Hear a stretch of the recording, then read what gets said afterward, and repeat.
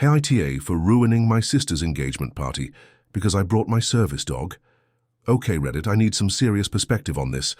My 28F sister, Sarah, 30F, got engaged to her boyfriend, Tom, a few weeks ago. Everyone is thrilled for them.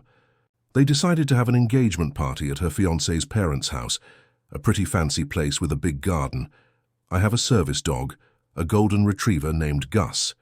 I have severe anxiety and panic disorder, and Gus is trained to alert me to oncoming panic attacks, provide deep pressure therapy, and guide me to a safe place if I'm disoriented. He's a lifesaver, and I rarely go anywhere without him. He's also extremely well-behaved, quiet, and doesn't shed much. When Sarah told me about the party, I RSVP'd and mentioned that Gus would be coming. She got weirdly quiet on the phone. Then she said, "Well, about that. Tom's mom, Susan, really doesn't like dogs. She's particular about her garden, and she's worried about allergies even though she knows Gus is hypoallergenic-ish. Could you maybe leave him at home just for the party? It's just a few hours." I explained that I need Gus. It's not just a preference. He helps me function. Without him, I'm likely to have a panic attack, especially in a crowded social situation. I offered to keep him on a short leash away from food and ensure he doesn't bother anyone. I even offered to sit outside for most of the party to minimize interaction with Susan. Sarah kept insisting that it was just one party and that I was being difficult. She said it was important to her that Susan like me and that my bringing Gus would be a bad first impression. Honestly, her reaction hurt. I stood my ground. I said Gus was coming, and if that was a problem, I wouldn't attend. After a lot of back and forth, she reluctantly agreed, but she made it clear she wasn't happy about it. The day of the party arrived. I showered Gus, made sure he was looking his best, and we headed over. As soon as we arrived, Susan gave me a cold look. Throughout the party, she made passive-aggressive comments about Gus like, "Oh, isn't that cute? A dog wearing a vest," or, "I hope he doesn't decide to mark my prize-winning roses." She also kept spraying air freshener near me, which I found incredibly rude. I tried to ignore her and focus on Sarah and Tom. However, about an hour in, I started feeling anxious. The noise, the crowd, and Susan's constant glares were getting to me. Gus sensed it and started nudging my hand. I knew a panic attack was coming. I excused myself and went to a quieter part of the garden, Gus following close behind. I sat on a bench and started doing some breathing exercises, with Gus providing deep pressure therapy by laying his head on my lap. It was helping, but I was still struggling. Then Susan came storming over. "Look," she said, her voice dripping with disdain. "This is exactly what I was worried about. You're making a scene. Clearly you can't handle being here. Maybe you should just leave." I was mortified. I tried to explain that I was just trying to calm down, but she wouldn't listen. Sarah came over too, looking stressed. She said, "Can we please just deal with this later? You're embarrassing me." At that point, I lost it. I stood up, told them both that I couldn't believe they were treating me this way, and left. Gus stayed right by my side. Now, Sarah is furious. She says I ruined her engagement party and made her look bad in front of Tom's family. She says I should have just left Gus at home or at least tried harder to blend in. Tom's family is apparently also upset with me. I feel terrible that I upset Sarah, but I also feel like she and Susan were completely unreasonable and insensitive to my needs. I don't know what I could have done differently.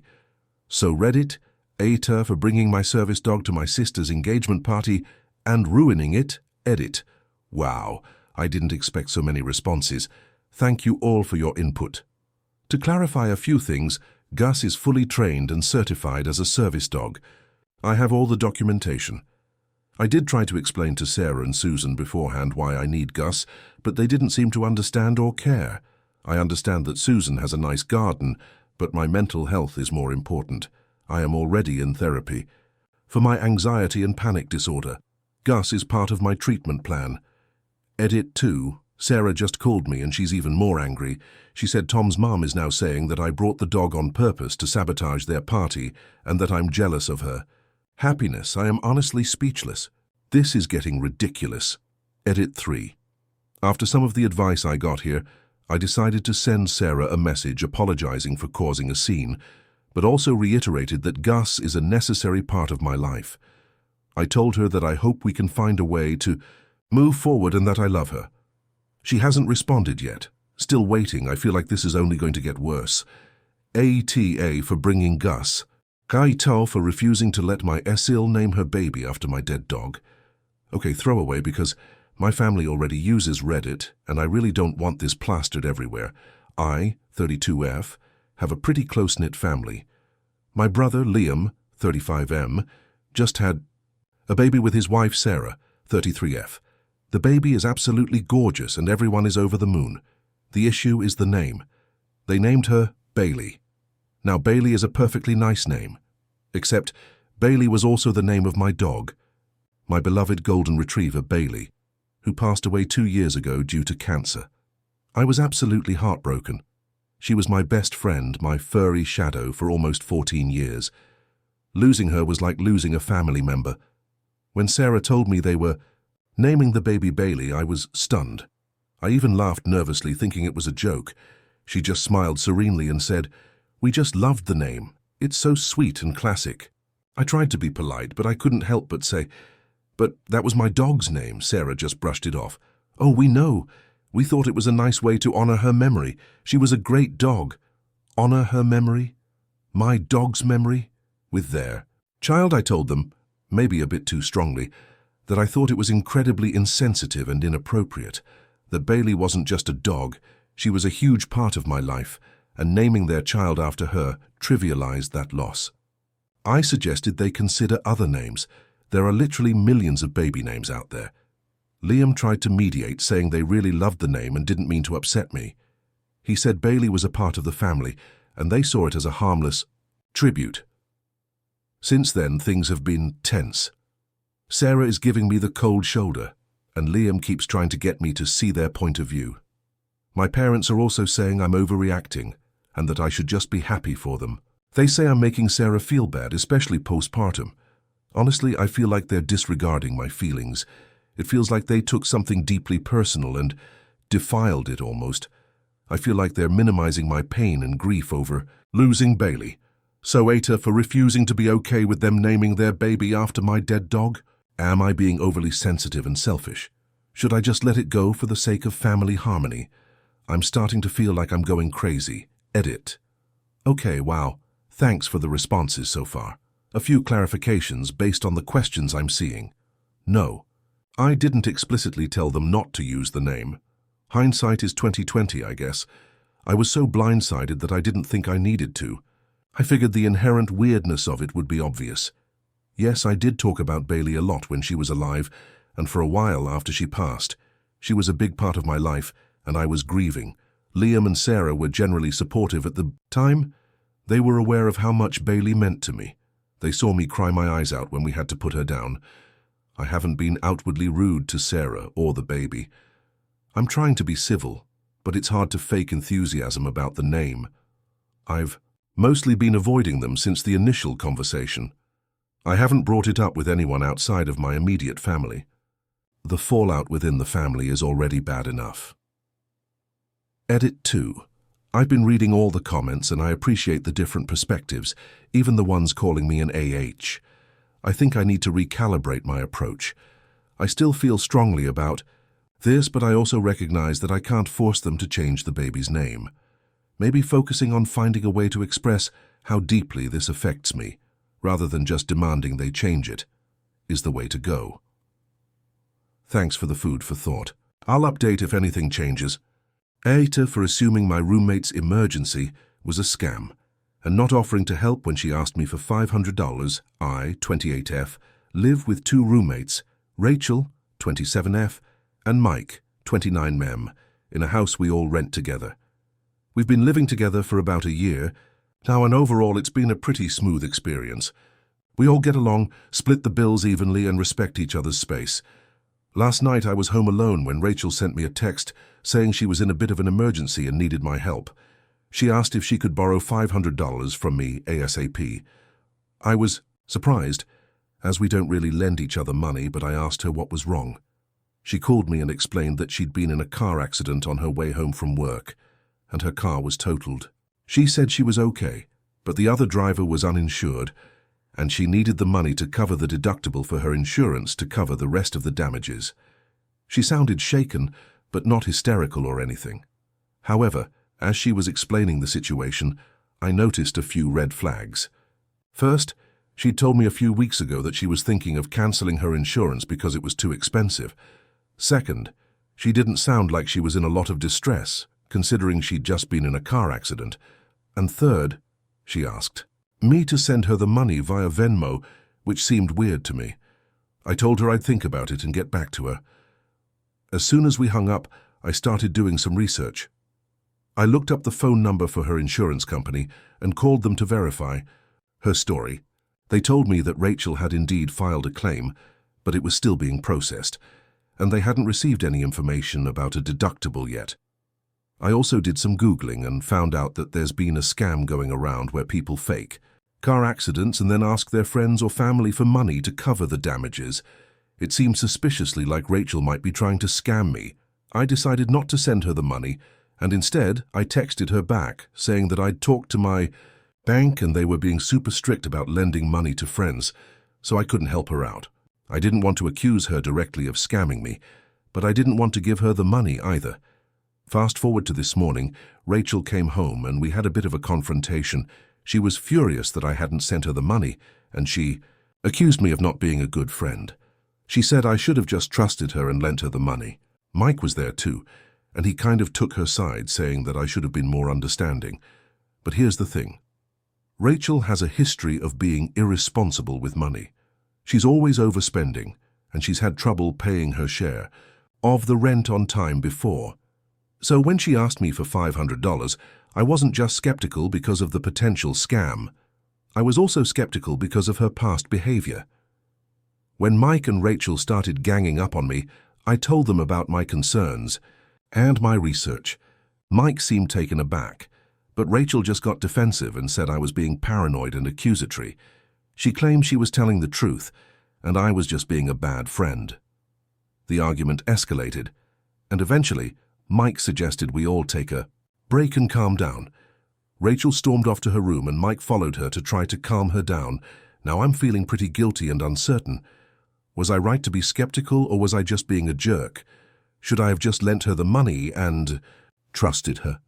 I'd her for not trusting my roommate and not lending her the money. Edit. I should add that Rachel has been acting shady about this whole situation. She won't show me any proof of the accident, like a police report or photos of the damage. And when I asked her if I could talk to her insurance company directly, she got weird and said she'd handle it. It's making me even more suspicious that she's scamming me. Update. I've been thinking about this a lot, and I've decided that even if Rachel was telling the truth, I'm still not going to lend her the money. Not because I'm being a jerk, but because we've never lent each other money before, and I don't want to set a precedent. I'm willing to help her brainstorm other ways to get the money, but I'm not going to just hand it over. So, Reddit, AITA, was I justified in being skeptical, or was I just being a bad friend or a roommate? Aisita for refusing to give my sister the family heirloom engagement ring, even though it meant she called off her wedding. Hey Reddit, long-time lurker, first-time poster here.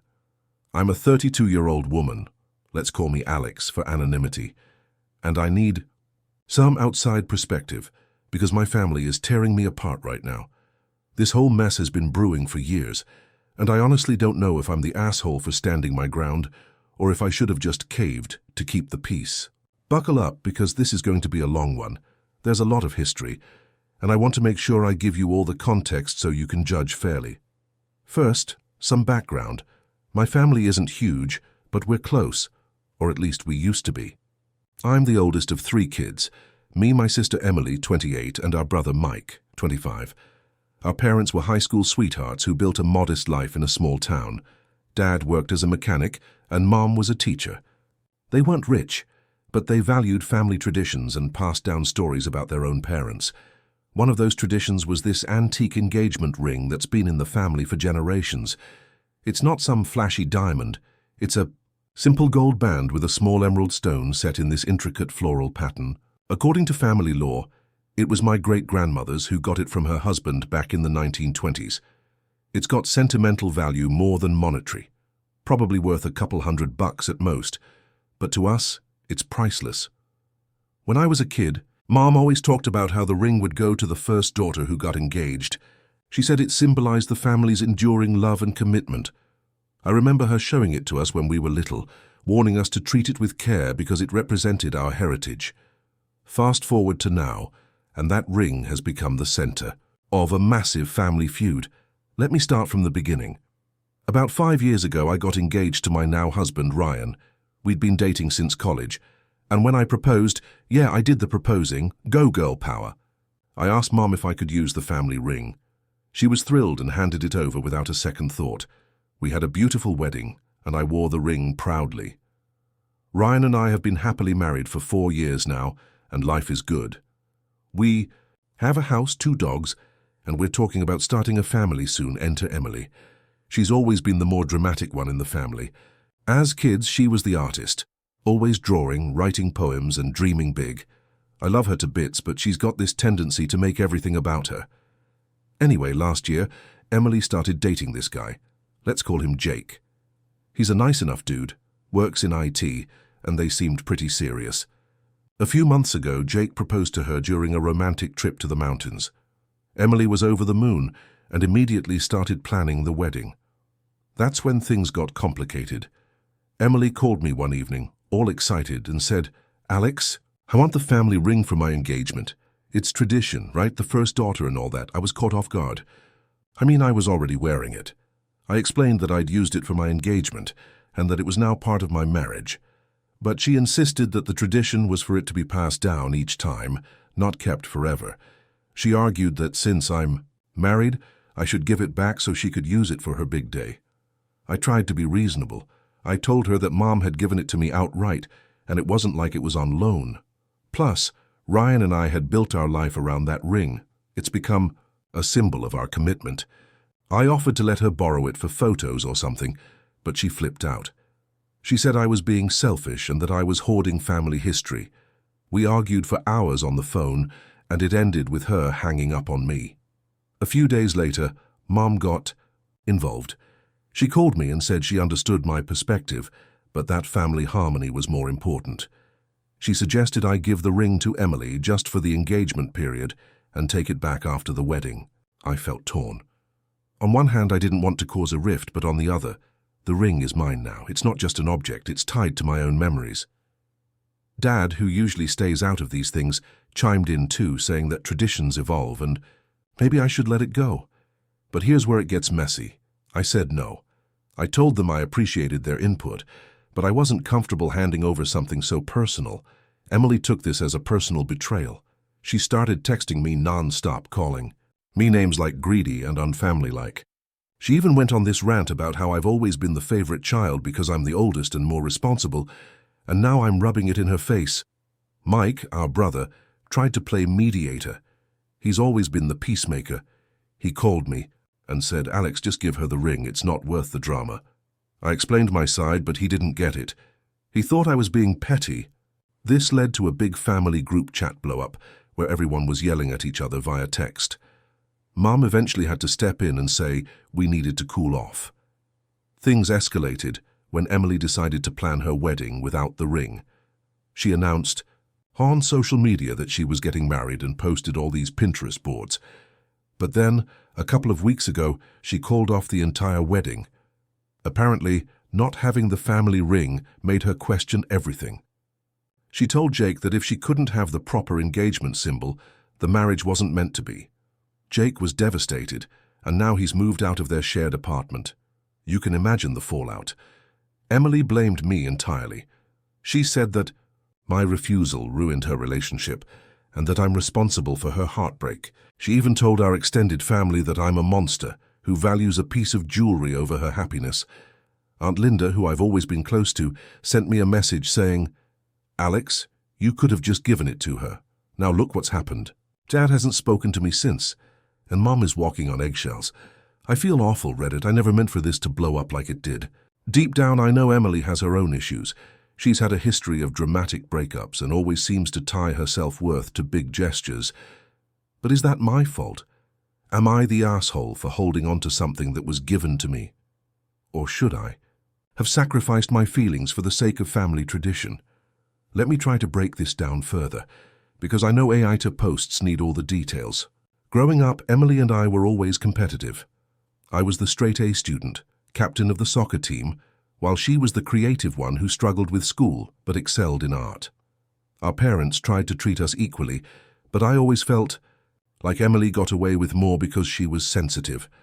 For example, when we were teens, she wrecked the family car in a minor accident, and Dad just shrugged it off. But when I got a B on a test once, they lectured me for hours about responsibility. This ring thing feels like an extension of that. Emily has always wanted what I have, even if it's not material. When I got into my dream college, she applied to the same one and was upset when she didn't get in. When I bought my first car, she complained that I was showing off. So, is it possible that this is just another case of her jealousy? Or am I projecting? On the flip side, maybe I am being selfish. The ring isn't irreplaceable. We could always get a replica or something for her.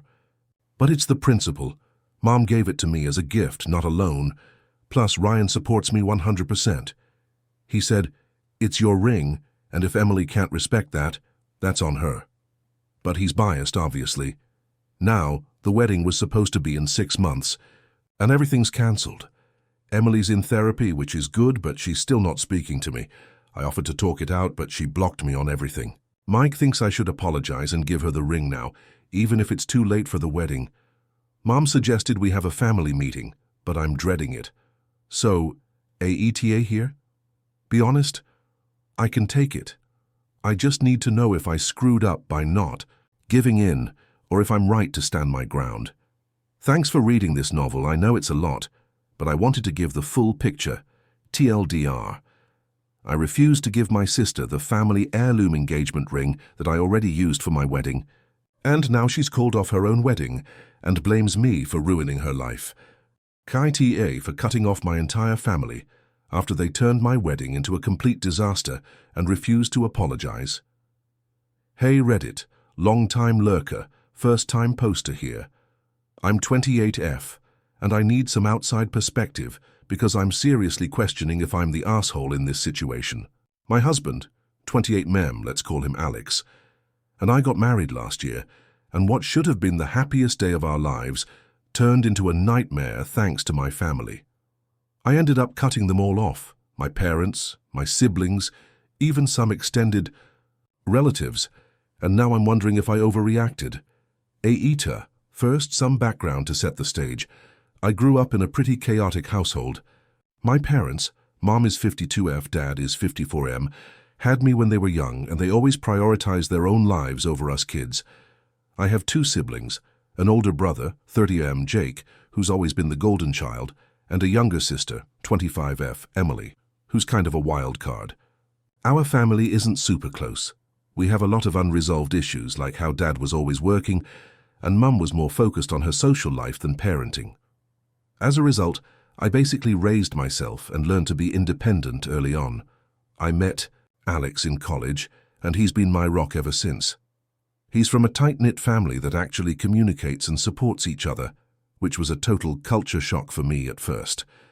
We dated for 6 years before getting engaged, and the whole time I was nervous about how my family would react. They've never been big on milestones or celebrations. My high school graduation was barely acknowledged, and Jake's wedding a few years back was a small, rushed affair that ended in drama because Mom got drunk and started arguments. When Alex proposed, I was over the moon. We decided to have a medium-sized wedding, about 100 guests, at a beautiful venue in the countryside. I paid for most of it myself, because my parents claimed they couldn't afford to contribute much, even though they're not exactly broke. Alex's family chipped in a bit, and we covered the rest with our savings. I tried to involve my family in the planning to make them feel included.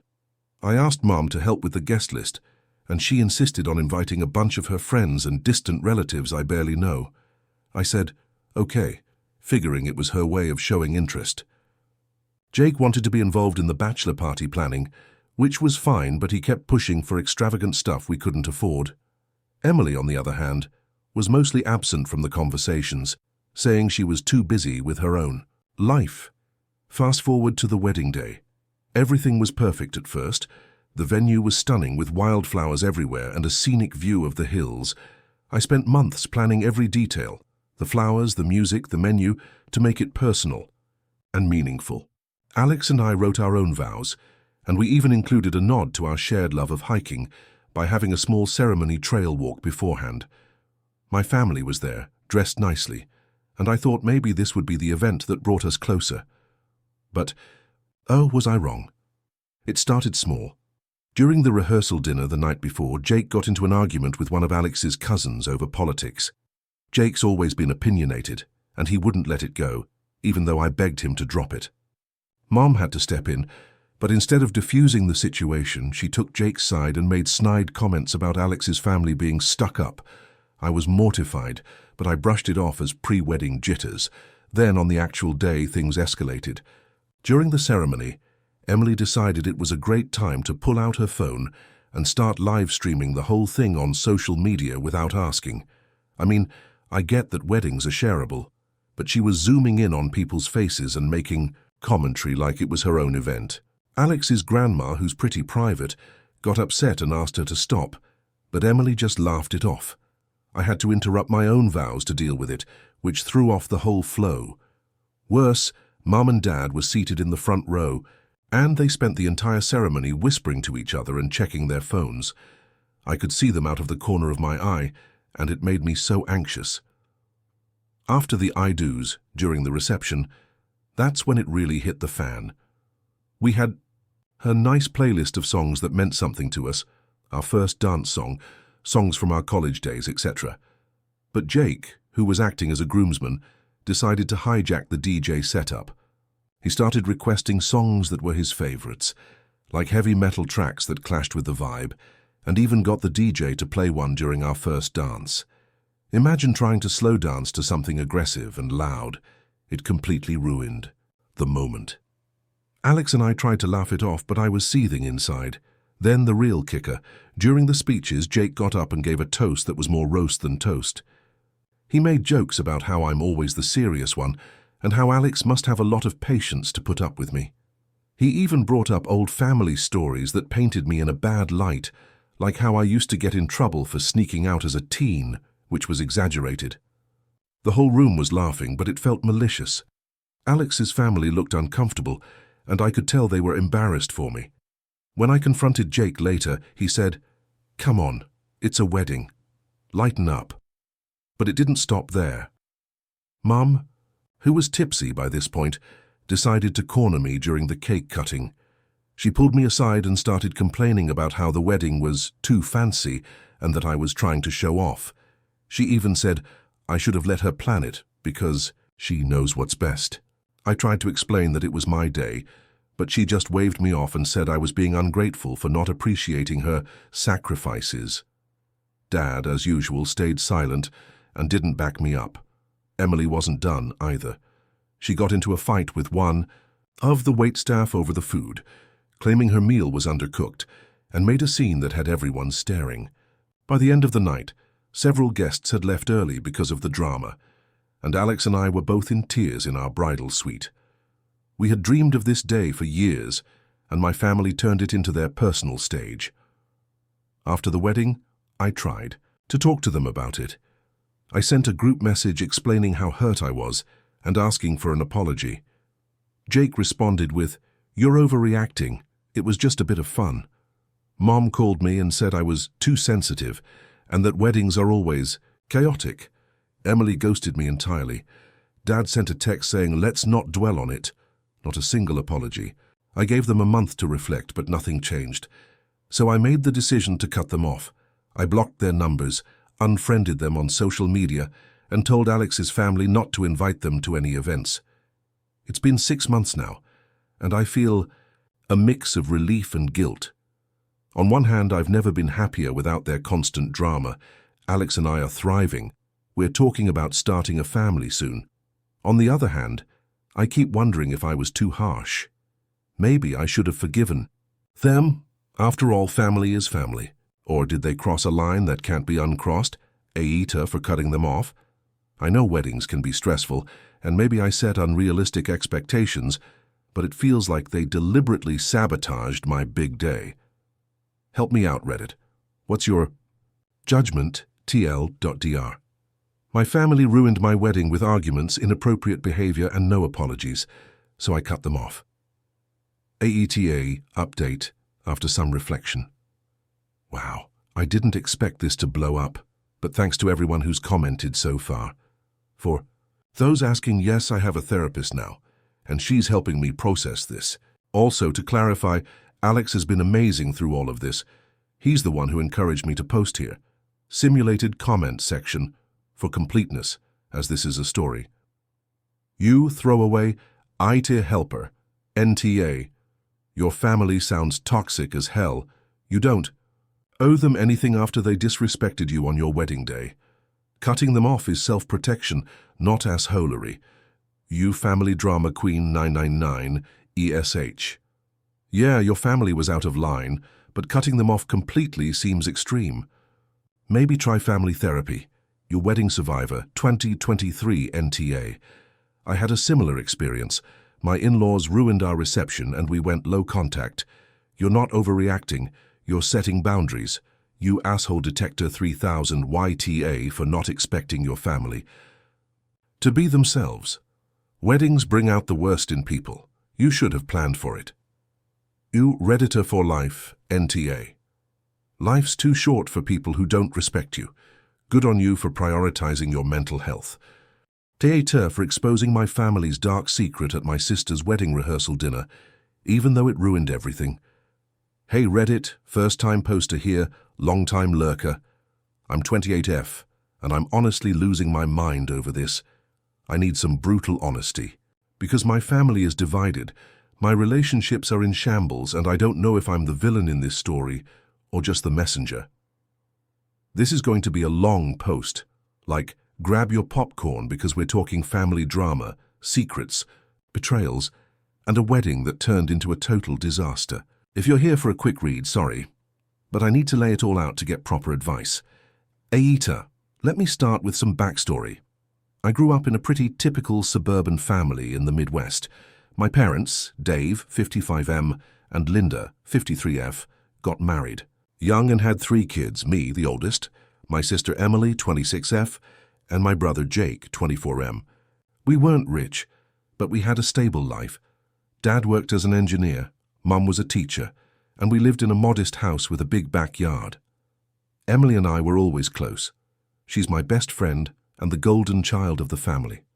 She's beautiful, smart, and everyone adores her. Jake is the laid-back one, more into video games and hanging out with friends than family stuff. Our family has always been tight-knit on the surface, but looking back, there were cracks. My parents argued a lot when we were kids, mostly about money or Dad's long hours at work. Mum would sometimes disappear for a few hours saying she needed space, and Dad would clam up and watch TV. We kids just thought it was normal marriage stuff. But as I got older, I started noticing patterns. Mom had this secretive side. She'd get mysterious phone calls late at night or hide letters in her desk. I never thought much of it until recently, fast forward to last year. Emily got engaged to her fiancé, Matt, 27M. He's a great guy, kind, funny, and totally devoted to her. They've been together since college, and their wedding was supposed to be the event of the year. It was set for this past June, with a big outdoor ceremony at a fancy venue. Emily had been planning it for months. The dress, the flowers, the guest list, everything was perfect. As the maid of honor, I was right in the thick of it, helping with tastings, decorations, and all that bridal stuff. I was excited for her. After all, she's my little sister, and I wanted her day to be magical. But here's where things get complicated. About 3 months before the wedding, I was cleaning out our parents' attic. They were downsizing and asked for help. I found an old box of Mom's stuff, letters, photos, and a journal from the 90s. At first I thought it was just nostalgic junk, like pictures of us as kids. But then I started reading the journal. Holy crap, Reddit, it was like opening Pandora's box. In the journal, Mom wrote about her life before us kids. She talked about how she and Dad met in college, but then she confessed to having an affair early in their marriage. Not just any affair. It was with a co-worker named Alex, who she described as the one who got away. The entries were detailed, emotional, and heartbreaking. She wrote about feeling trapped in her marriage, how Dad was distant and controlling, and how Alex made her feel alive. But here's the bombshell. She implied that Jake might not be Dad's biological son. She never outright said it, but there were hints like the baby that changed everything, and I have to live with this secret for his sake. I was stunned. I mean, Jake is my brother. We've always looked alike, with the same dark hair and eyes. But now I couldn't unsee the doubts. Mom wrote that the affair ended when she got pregnant with Jake, and she decided to stay with Dad to give us a stable family. She never told anyone, not even Dad, as far as I could tell. The journal stopped abruptly after that, like she couldn't bear to write anymore. For weeks I didn't know what to do.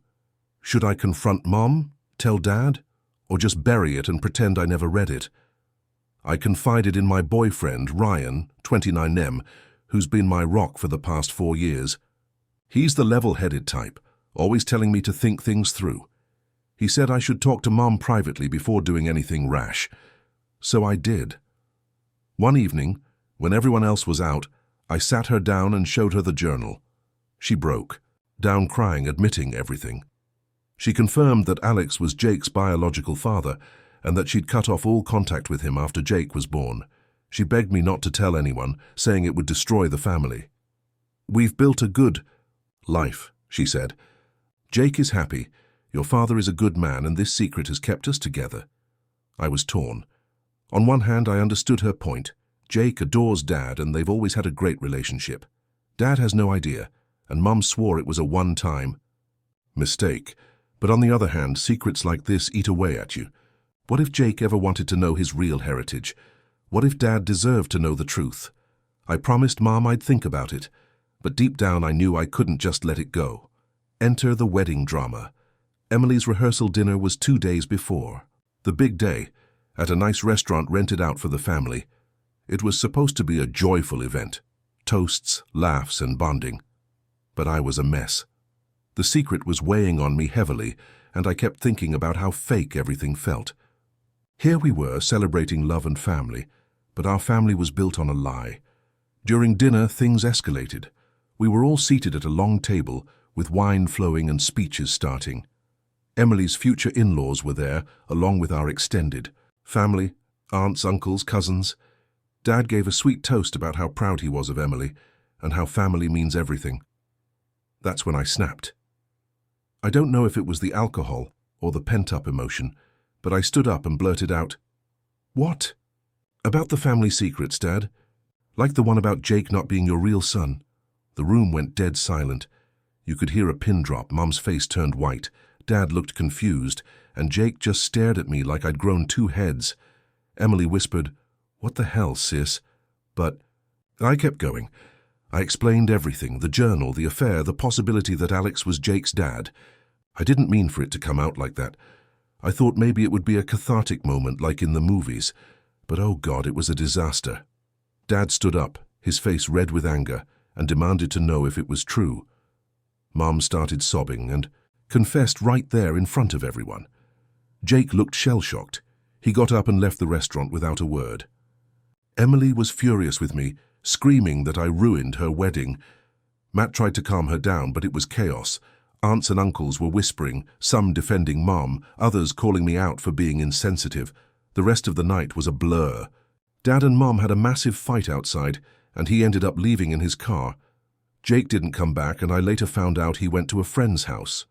Emily refused to speak to me, and the wedding planner had to postpone the ceremony because Emily was too upset. Ultimately, they pushed it back a week, but the damage was done. The family is fractured now. Dad and Mom are in counseling, Jake is getting a DNA test, and Emily blames me for everything. In the aftermath, I've been reflecting a lot. Was I wrong to expose the secret publicly like that? I know it was a terrible time and place, but I felt like it needed to come out. Secrets poison everything, right? Ryan thinks I was an asshole for not handling it privately, and he's been distant since. Emily texted me saying, "You always have to make everything about you. I hope you're happy. You destroyed our family." Jake hasn't spoken to me at all. He's probably hating my guts. On the flip side, some relatives have reached out saying I did the right thing. One aunt said Mum should have come clean years ago and that Jake deserves to know his roots. But I can't shake the guilt. Did I just cause unnecessary pain for my own sense of justice? Dad's heartbroken, Mum's depressed, and Emily's wedding was tainted forever.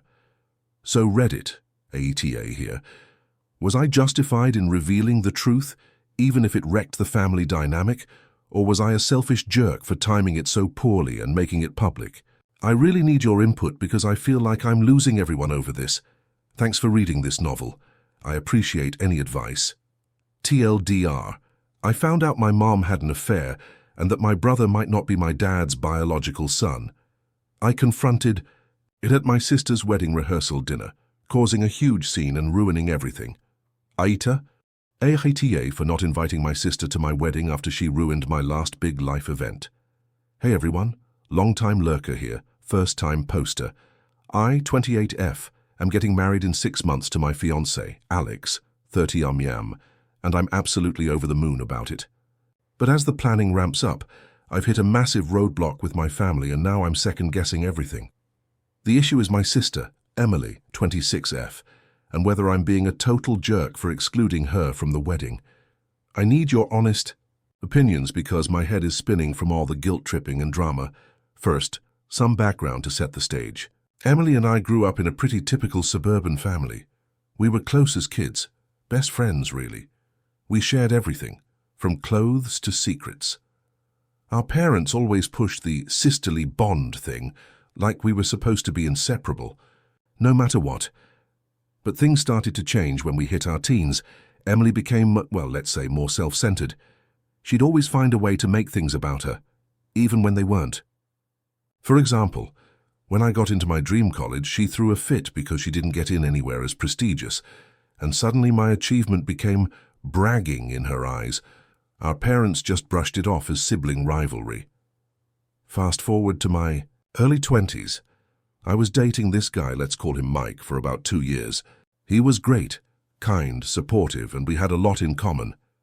Emily knew him well since she hung out with us a lot. One day, out of the blue, Mike broke up with me. He said we were growing apart, but I later found out from a mutual friend that Emily had been flirting with him behind my back and even kissed him at a party. When I confronted her, she admitted it, but acted like it was no big deal. He came on to me, she said, even though I knew that wasn't true. She apologized, but it felt insincere, like she was just saying sorry to get me off her back. I was devastated, not just because of the breakup, but because my own sister had betrayed me like that. Our parents got involved, of course. They told me to forgive and forget, because family is family. They didn't even ground her or anything. It was like they swept it under the rug. Emily and I had a huge fight and we didn't speak for months. Eventually, we patched things up on the surface. She sent me a half-hearted apology text, and I accepted it because I was tired of the tension. But deep down, I never fully trusted her again. Now here's where the current drama starts. About 4 years ago, I got engaged to Alex. It was a smaller engagement party, just close family and friends. I specifically told Emily that I wanted things to be drama-free, and she promised to behave. But what happened? Midway through the party, she got drunk and started hitting on Alex right in front of everyone. She was whispering in his ear, touching his arm and making these flirty comments. Alex is the most loyal guy I know, so he politely shut it down, but I was mortified. Our parents witnessed it and just laughed it off as Emily being Emily. When I called her out later, she accused me of being jealous and overreacting. "You're always so sensitive," she said. That night, she ended up causing a scene by crying about how no one appreciated her, and it ruined the whole vibe of what was supposed to be a happy occasion. After that, I distanced myself from her more. We still saw each other at family events, but I kept my guard up. Fast forward to now. Alex and I are planning our wedding. It's going to be a medium-sized affair, about 150 guests, at a beautiful venue by the lake. We've put so much thought into it. Custom invitations, a live band, even a photo booth. The one thing I was crystal clear about from the start was that Emily wouldn't be invited. I told my parents early on, explaining my reasons, and they lost. Shit. My mom called me heartless and said I'm tearing the family apart. My dad said that if Emily isn't invited, they might not come either. Emily herself found out through the grapevine and blew up my phone with messages, calling me a vengeful bitch and saying I'm punishing her for one mistake. Here's the thing. I don't see it as one mistake. This has been a pattern with her. She's always tried to steal the spotlight or sabotage my happiness when she feels insecure. Remember that college thing? Or how about when I landed my first big job promotion and she spread rumors at a family gathering that I only got it because I was sleeping with the boss, which was completely false and almost cost me the job when it got back to HR. Every time something good happens to me, she finds a way to make it about her pain or her perceived slights. Alex supports my decision 100%.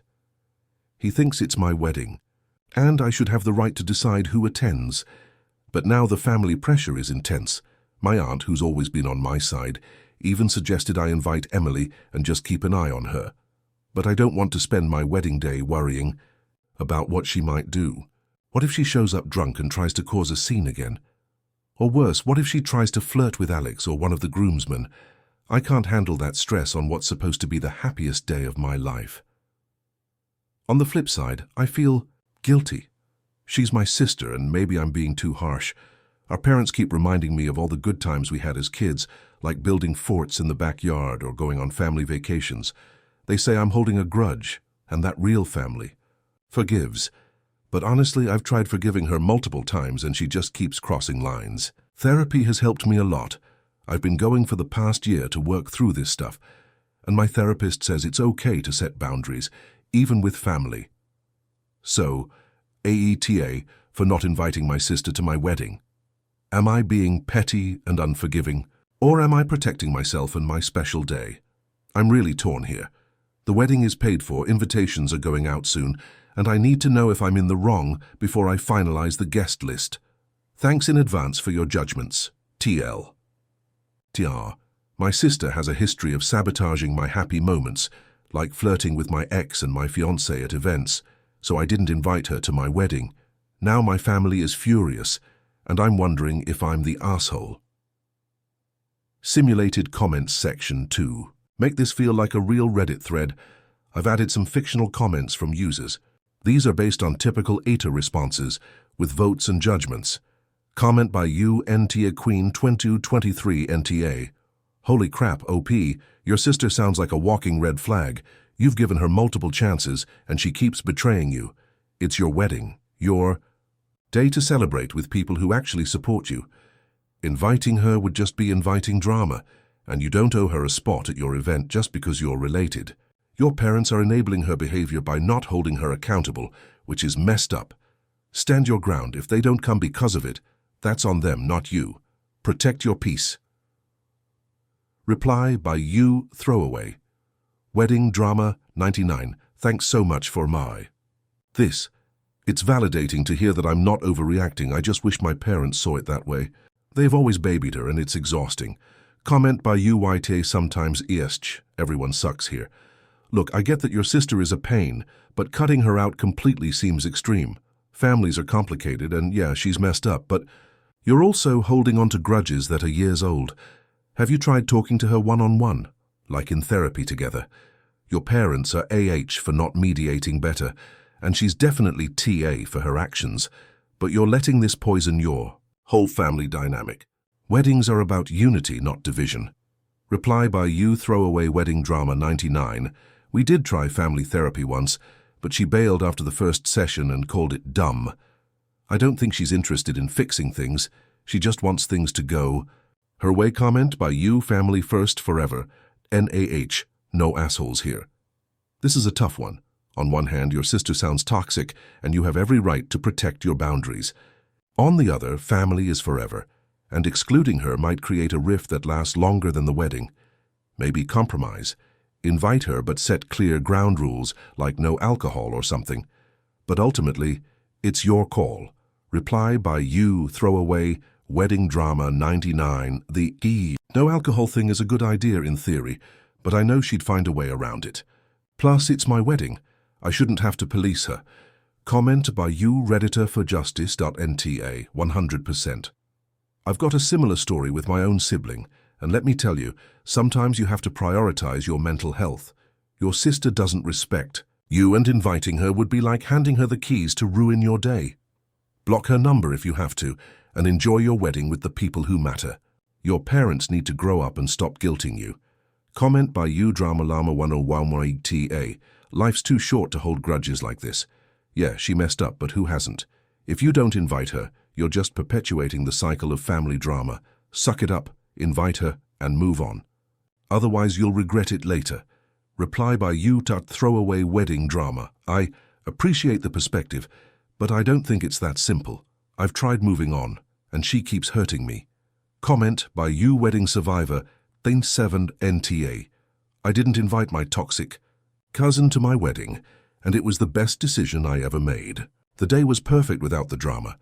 You're not obligated to include people who don't add value to your life. Good luck, OP. Comment by you, Therapy, Ice-Key, 123, Soft NTA.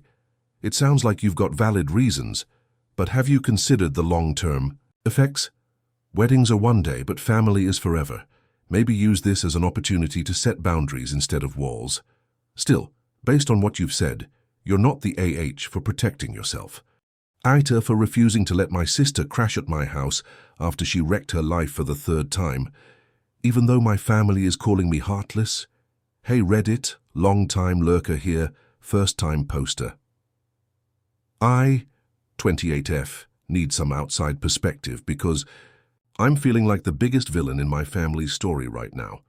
My sister, let's call her Emily, 25F, has always been the wild card in our family. We've got a pretty typical suburban background. Mom and Dad worked hard. We grew up in a middle-class neighborhood, and they tried their best to give us opportunities. But Emily and I couldn't be more different. I'm the responsible one. I got good grades, went to college, got a steady job as a project manager at a tech firm, and now I'm married to my high school sweetheart, Mike, 30M. We've got a cute little house in the suburbs, 2 dogs, and we're trying for a baby. Life's not perfect, but we're building something stable. Emily, on the other hand, has been a roller coaster since we were kids. She was always the fun one, the life of the party. As teenagers, she'd sneak out to parties, skip school, and get into minor trouble. Our parents bailed her out every time, covering for her with teachers, paying for her phone when she lost jobs, that kind of thing. I remember one time when we were 16 and 13, she convinced me to cover for her, while she went to a concert with some sketchy friends. I did it because I looked up to her, but it backfired when Mom found out and grounded me for a week. That was my first lesson. Emily's chaos always seemed to spill over onto me. Fast forward to adulthood. Emily dropped out of community college after 1 semester because she didn't feel like it. She bounced from job to job, waitressing, retail, even a brief stint as a social media influencer that fizzled out when she couldn't keep up with the algorithm. Our parents kept helping her financially, which I always thought was a mistake. They'd lend her money for rent, buy her groceries, and even co-sign a lease for an apartment once. I tried to talk to them about it, saying it was enabling her, but they'd just say, "She's your sister, she needs support." Meanwhile, I was grinding away, paying off my student loans and saving for a house. It felt unfair, but I bit my tongue. Because family is family, right? About 2 years ago, things got really bad for Emily. She got involved with this guy, let's call him Jake, 27M, who was a total loser. He had no job, a history of petty crimes, and a string of exes who all said he was manipulative. Emily moved in with him after knowing him for like 2 months, and suddenly she was posting all this love conquers all stuff on social media. I warned her, told her he was bad news based on what I'd heard from mutual friends, but she accused me of being jealous and controlling. "You just don't want me to be happy because you're stuck in your boring life," she said. Ouch. That stung, especially since I was dealing with my own stresses at the time, like Mike and I going through fertility treatments. Well, predictably, that relationship imploded. 6 months in, Jake cheated on her with some woman from his old neighborhood, and Emily came crying to me. I let her stay at our house for a week while she got back on her feet. Mike wasn't thrilled. He's a private person and doesn't like unexpected guests, but he went along with it because I insisted. During that week, Emily was a mess, crying all night, eating our food without asking, and even borrowing my clothes without returning them. She didn't help with chores or anything. She just moped around. At the end of the week, I helped her find a cheap apartment and even lent her $500 for a deposit. She promised she'd pay me back, but surprise, surprise, that never happened. That brings us to the first major blow-up. About a year ago, Emily lost her job again because she kept showing up late and arguing with her boss.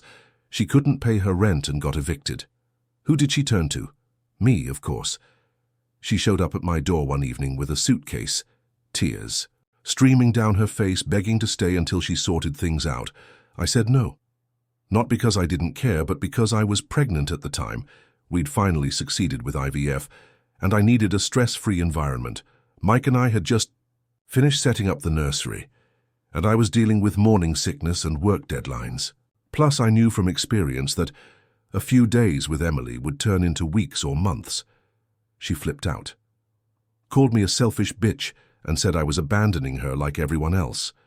Our parents got involved, yelling at me over the phone about how I needed to be more compassionate.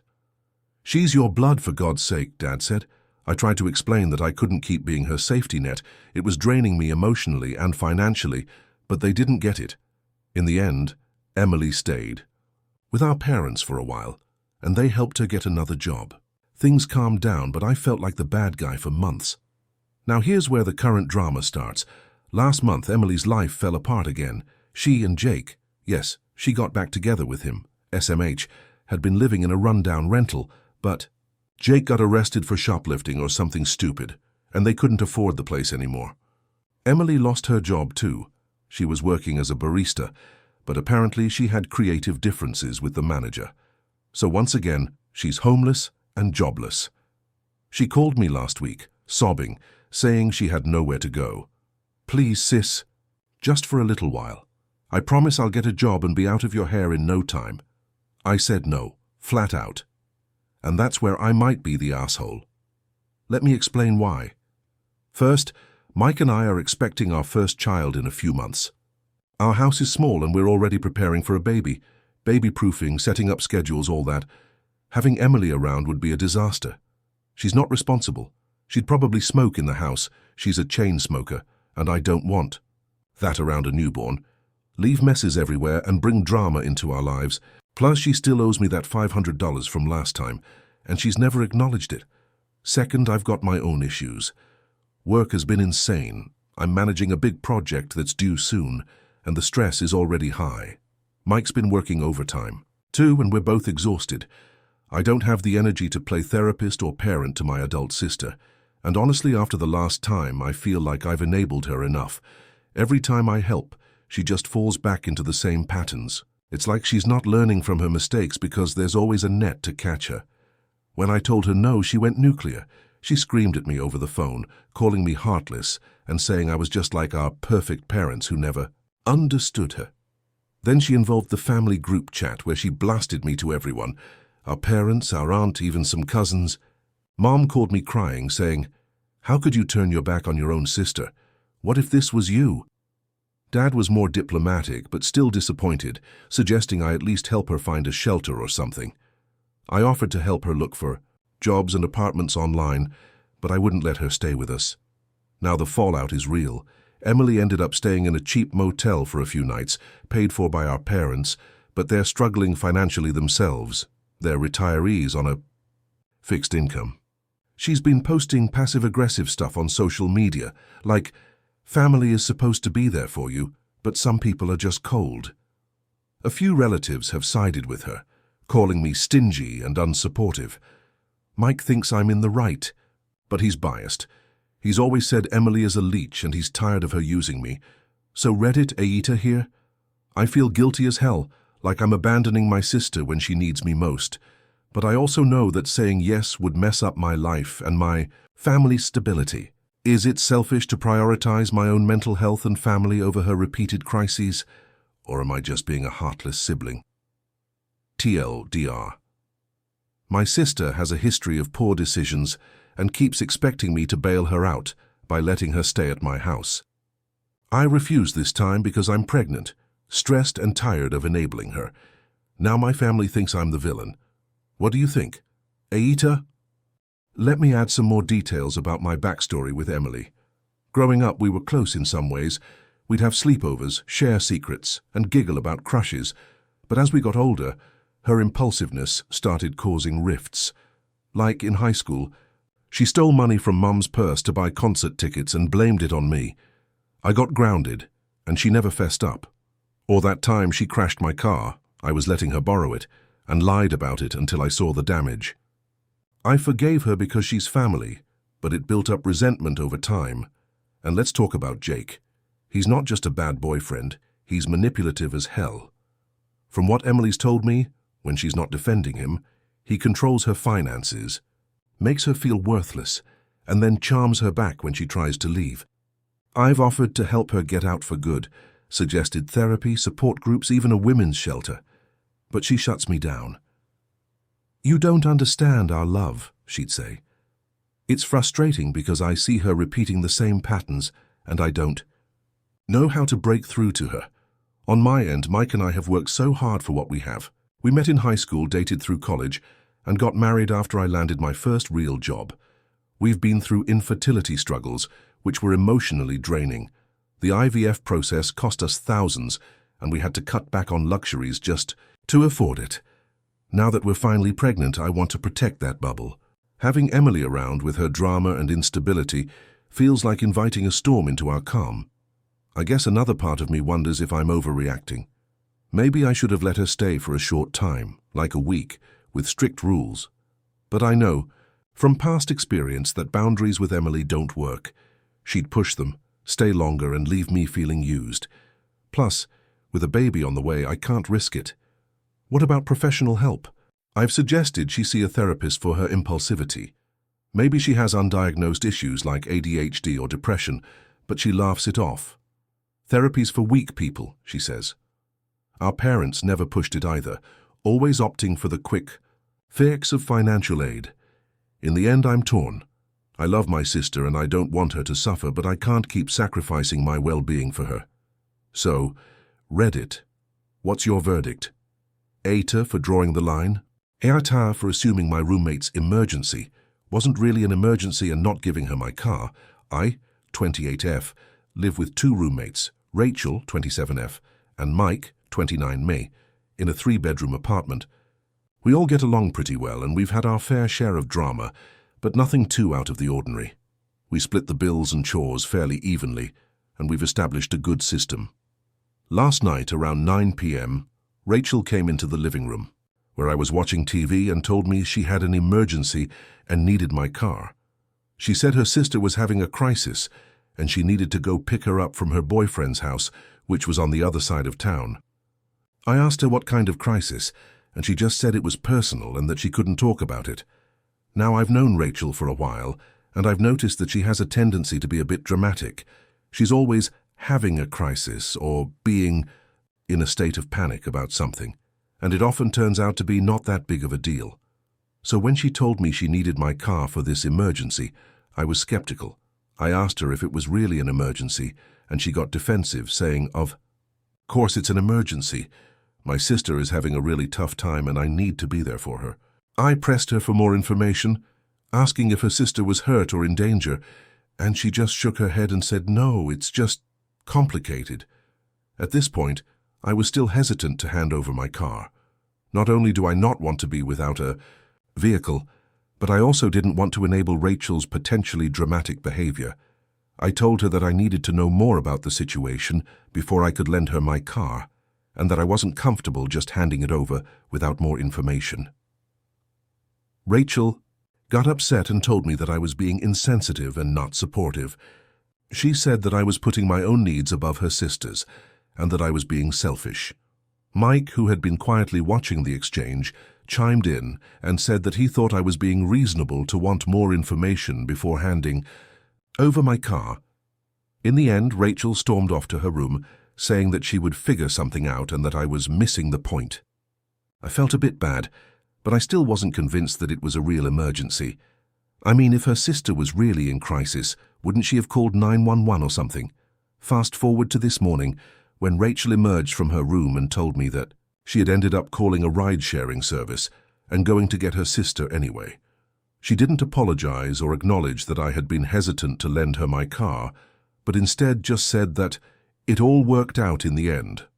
Now I'm feeling a bit guilty, wondering if I was too harsh on her, but at the same time, I'm still not convinced that it was a real emergency. Was I the asshole for not lending her my car, or was I justified in being skeptical? Edit. I should add that Rachel has a history of emergencies that turn out to be not that big of a deal, like last year she had to go to her friend's house at 2 a.m. because her friend was having a panic attack, but it turned out the friend was just drunk and wanted someone to talk to. And the time before that, she had to leave work early because her mum was sick, but it turned out her mum just had a cold. Edit 2. I've also had issues with Rachel borrowing my stuff without asking in the past, so I'm a bit more cautious about lending her things now. Maybe that's coloring my judgment here. Eta for exposing my brother's decade-long financial manipulation and our parents' complicity at their 40th anniversary party after discovering a hidden trust fund that was supposed to be mine. Throwaway account for obvious reasons. This is long. Like really, really long. I need to lay out the full history because the incident itself, while dramatic, is only the tip of a very deep, very cold iceberg. Background: I, 38F, am the younger of 2 children. My brother, David, 42, has always been the golden child. From a young age, there was a clear difference in how we were treated by our parents, Mom, 65F, and Dad, 68 David could do no wrong. Every minor achievement was lauded. Every mistake was excused, explained away, or blamed on external factors. He was the charming, charismatic one, the one who needed extra help and guidance. I was the quiet, independent one. I excelled in school, followed the rules, got a scholarship for university, worked part-time through my degree, and never asked for much. This, in their eyes, meant I didn't need much. David, on the other hand, seemed to lurch from one self-made crisis to the next, usually financial. He dropped out of his first college after a semester, claiming it wasn't the right fit, racking. Up debt our parents quietly settled. He bounced between jobs, always claiming his bosses didn't understand his potential. He started various business ventures, a t-shirt printing service that never printed anything, a vague consulting firm, crypto trading before it was mainstream, and he lost a significant amount of money. Each time he'd go to our parents with some sob story about how, if he just had a little bit of capital, he could make it work, or how this unexpected expense was derailing his life just as things were turning around. And each time, Mom and Dad would dip into their savings, sometimes even taking out small loans to help him. Meanwhile, I watched this happen. When I needed a small loan to cover an unexpected car repair in college, I was told I needed to learn financial responsibility. When I asked for help with a professional certification course after graduating, I was told to budget better. It wasn't resentment at David getting help initially. It was confusion about why I, who was being responsible, was left to sink or swim, while he, who was consistently irresponsible, was constantly bailed out. My parents always had a standard response. When I gently brought this up, David just needs us more. You're so capable and independent, you don't need our worrying. Or families help each other. When he's successful, he'll pay it back.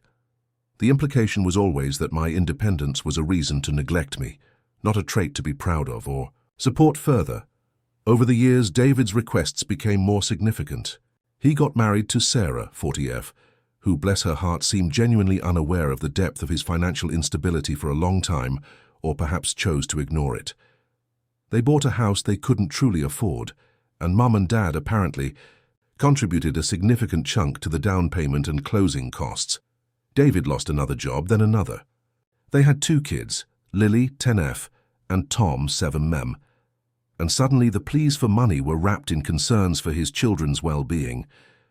How can I provide for my family? Became his mantra, conveniently ignoring the fact that his own choices were the root cause. My relationship with my parents became strained. It wasn't just the money, it was the constant comparisons. David is so stressed trying to make ends meet, implying I wasn't stressed despite working my butt off. The way they'd shut down any conversation about David's issues, and the sheer exhaustion of watching this cycle repeat. I learned to keep my distance, visiting them sporadically, avoiding any deep conversations about finances or David. About 10 years ago, when I was 28, my paternal grandmother passed away. Grandma and I were close. She was a practical, no-nonsense woman who saw through David's charm and worried about Mom and Dad enabling him. She knew I was saving for a down payment on a modest apartment in the expensive city I lived in. A few months before she died, she told me she was leaving me a specific sum of money, just enough, she calculated, to give me a significant boost towards that goal. She said she wanted to make sure I had a secure footing. Unlike some others, with a pointed look she didn't need to explain. It wasn't a massive inheritance, but it was substantial enough to make a real difference in my life.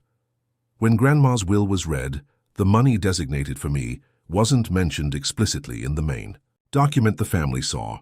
Her will was complex, involving several smaller bequests and the division of some property. My portion, it turned out, was handled via a separate codicil and was to be placed in a specific type of trust account managed by her longtime lawyer, Mr. Henderson, with instructions for distribution. This was meant to protect the funds and ensure they went directly to me for the intended purpose. A few weeks after the will reading, Mom and Dad sat me down. They looked uncomfortable. They told me that while Grandma had intended to leave me money, there had been some unforeseen complications with her estate, something about taxes, probate fees, and an unexpected debt they had to settle on her behalf. They said that unfortunately, after everything was settled, the amount left wasn't what Grandma had hoped, and they had used it to cover these final expenses. They were very apologetic, saying they felt terrible that Grandma's wishes couldn't be fully honored, but that's how estates go sometimes. They promised that they would make it up to me someday when their own finances were more settled. I was devastated. Not just for the loss of the money, which would have significantly eased my financial burden and accelerated my ability to buy a home, but because it felt like even in death, something intended for me had been swallowed by some nebulous problem. It stung terribly. I was sad, but I accepted it. Mom and Dad seemed genuinely upset about it, and Mr. Henderson was a respectable lawyer. I assumed it was just one of those unfortunate realities of probate. I grieved the loss of my grandmother and the lost opportunity, and I went back to working extra hours and saving every penny. Fast forward 10 years. I worked hard, saved relentlessly, and finally, 5 years ago, managed to buy a small apartment on my own. It required immense sacrifice, living very frugally, turning down social opportunities, and working jobs I didn't love. But I did it. I was proud of myself, but there was always a quiet sadness about the money I had lost. David's financial situation never stabilized. He continued to rely on Mom and Dad.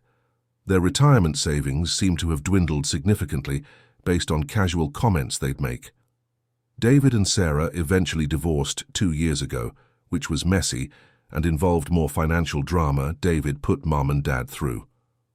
Now with 2 kids and alimony child support payments that he often complained he couldn't meet, his situation was apparently worse than ever, according to Mom and Dad, who were still helping him out constantly. A few months ago, I was helping Mom clear out some old files from their garage. I found an old box labeled Grandma's Papers Estate. I figured it was just old tax documents or something, but curiosity got the better of me. Deep within the box, under layers of seemingly irrelevant papers, I found a pristine, untouched envelope addressed to me, postmarked shortly after Grandma's death. Inside was a letter from Mr. Henderson. The letter explained the specifics of the trust Grandma had set up for me. It detailed the exact amount she had placed in it, $80,000, a fortune to me 10 years ago, the terms under which it was to be released to me, upon request once I had a signed purchase agreement for a primary residence, and confirmed that the funds had been successfully transferred to a designated trust account shortly after her passing. It explicitly stated there were no debts, probate issues or taxes associated with this specific fund that would diminish it. It concluded by saying he had informed my parents of the successful transfer and awaited my contact. My blood ran cold. $80,000 10 years ago. A sum that would have changed the trajectory of my life, enabling me to buy a home years earlier, avoid years of stressful overwork and extreme frugality, and potentially invest or save more effectively. And it hadn't been swallowed by probate issues. It had simply vanished, somewhere between Mr. Henderson informing my parents and them telling me a carefully constructed lie. I kept the letter. My hands were shaking. I didn't say anything to Mom in the garage. I went home and reread it countless times. I then did some digging. I found Mr. Henderson's current contact information and called him. He was still practicing, older now. I identified myself and asked, with carefully chosen words, about the trust Grandma had set up for me. He confirmed everything in the letter. He remembered it clearly because it was a slightly unusual but straightforward trust setup. He confirmed the amount, the date it was funded, and the instructions. He also confirmed he had sent the letter to me at my parents' address. I was living in a different city, but mail often went there first, and that he had spoken to both my parents at length about it, explaining how I could access the funds when I was ready to buy a home. He specifically recalled them acknowledging the details and assuring him they would pass the information and the letter along to me. He sounded genuinely surprised when I told him I had never received the letter or any information about the trust, and that my parents had told me the money was gone due to estate issues.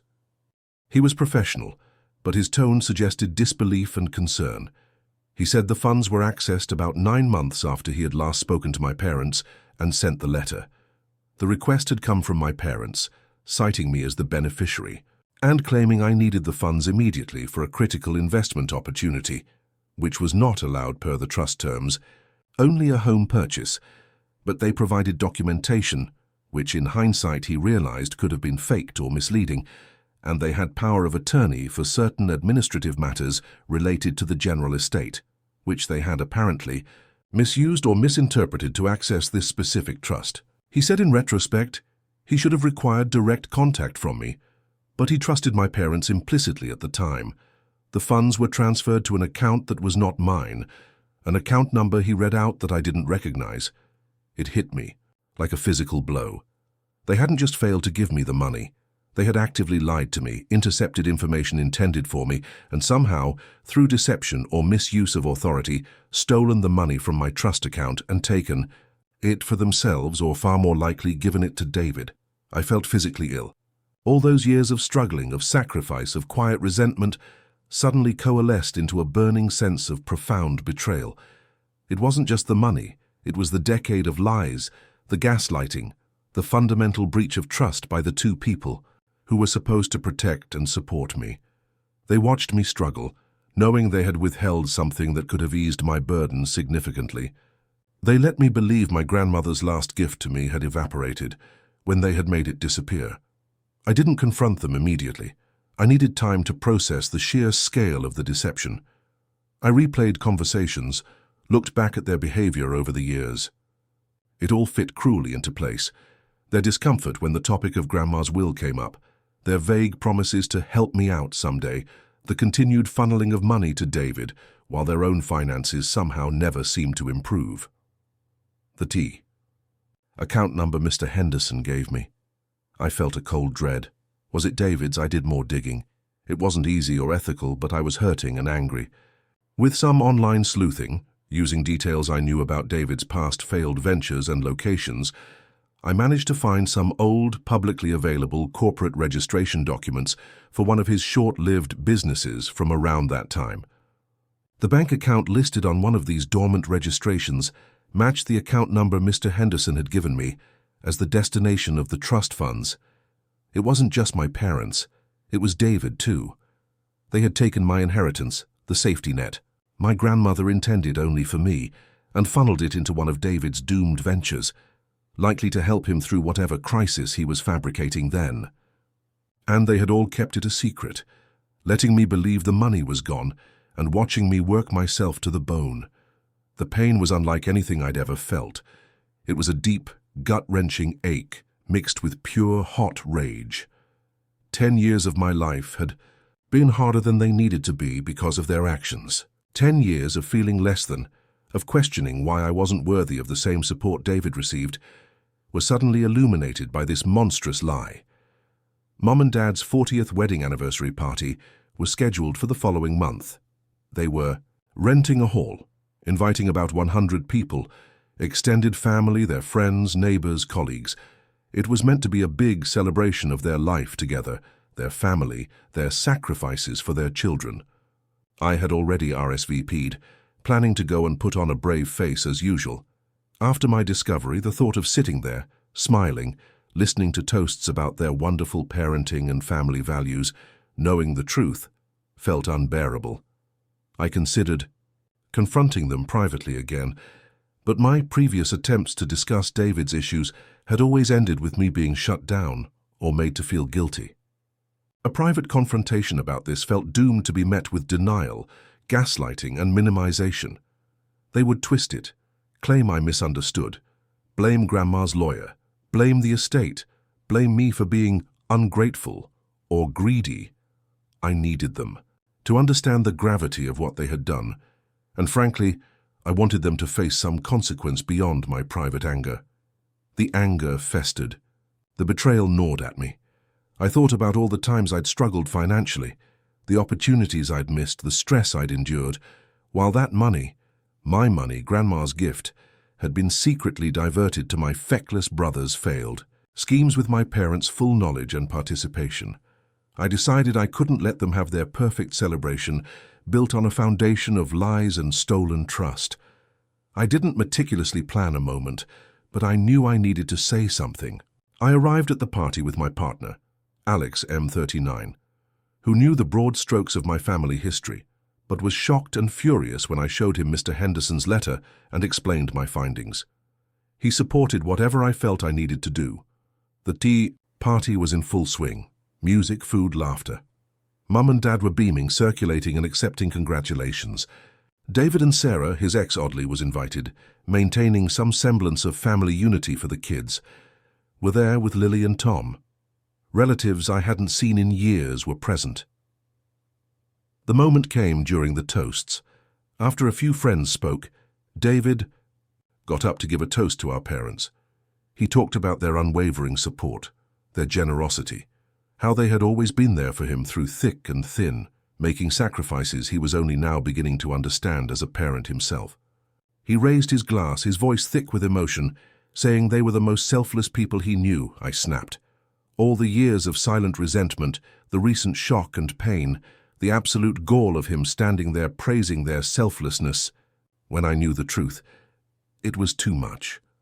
As people were clapping, but before Mom and Dad could respond, I stood up from my table. The room was still relatively quiet after David's toast.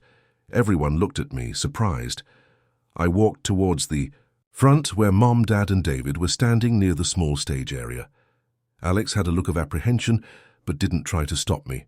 Shy turf for selling the family farm that I inherited and practically ran for the last 30 years. After a major health scare made working it impossible, despite my siblings saying, "I'm destroying our legacy and being greedy." Okay, deep breath. This is going to be incredibly long. I apologize in advance, but there's decades of history packed into this, and I need to get it all out and get some objective perspectives. My family is, well, they're not speaking to me right now, or they're screaming when they are, and I don't know if I'm making the right decision, or if I'm truly the selfish monster they say I am. I'm a man, 48 years old. My younger sister Brenda is 46, and my younger brother Tom is 43. This is about our family farm, a piece of land that's been in our family for over 150 years, passed down through generations. It's not exactly prime real estate. It's rural. Requires a lot of work, and honestly, farming isn't what it used to be financially unless you scale up significantly, which we never could. Our parents, bless them, were traditionalists. The farm was their lifeblood. Growing up, it wasn't a question of if you worked on the farm, but how much. From the moment we were physically able, we were pitching in. Chores before school, Field work on weekends. Summers were entirely dedicated to it. Planting, harvesting, repairs, livestock. It was relentless. Brenda and Tom frankly hated it. They were brighter in school, had friends off the farm and dreamed of getting away. I didn't hate it as much. I was perhaps less academic, more practical. I found a certain satisfaction in the physical labor, the connection to the land, seeing the results of hard work, even when it was backbreaking. When I was 18 and Brenda and Tom were 16 and 13 respectively, my dad had his first major health scare, complications from years of strenuous work, and maybe not the best lifestyle choices. He couldn't do the heaviest labor anymore. My mom did her best, but she wasn't physically strong enough for everything. This is where things really started shifting. Brenda and Tom used Dad's health as their ticket out of most of the farm work. Brenda focused intensely on school and extracurriculars, talking constantly about college far away. Tom developed a sudden passion for everything not involving dirt and sweat, band, drama club, part-time jobs in town that got him off the farm. I, on the other hand, stepped up. It wasn't explicitly asked of me, not in a formal "you are now the heir" way, but more in an unspoken, expected way. Dad needed help, Mum was overwhelmed, and the farm needed someone. I deferred college for a year, then another, then just never went. The farm needed me. I worked alongside Dad when he could, but increasingly, I was the one doing the plowing, the planting, the harvesting, the heavy lifting, the early mornings and late nights. Brenda went off to a prestigious university across the state the moment she graduated. Tom followed a few years later, opting for a state college but still putting significant distance between himself and the farm. They visited maybe a handful of times a year for holidays, usually just for a day or two. When they were home, they expected to relax. Farm work wasn't on their agenda. If I ever asked for help with something urgent during a visit, I'd get eye rolls or complaints about how they were on vacation or didn't come home to work. Meanwhile, I was still there, 7 days a week, 365 days a year, keeping the place afloat. Our parents' financial situation was tied entirely to the farm. It didn't generate a huge profit, just enough to live modestly and keep the operation going. There wasn't money for hired hands, not really. I wasn't paid a wage for decades. My compensation was room and board, and the understanding that this was my future too. Dad would often say things like, "One day, this will all be yours, son," or "You're the one who's keeping the family legacy alive," or "Brenda and Tom have their careers off the farm. This is yours." Mum would echo this, praising me for my dedication and sacrifice, while sighing about how the others had escaped the hard life. Over the years, Brenda built a successful career in finance in a major city. Tom became a teacher and settled down in a town a couple of hours away. They married, had kids. Their lives were completely separate from the farm's reality.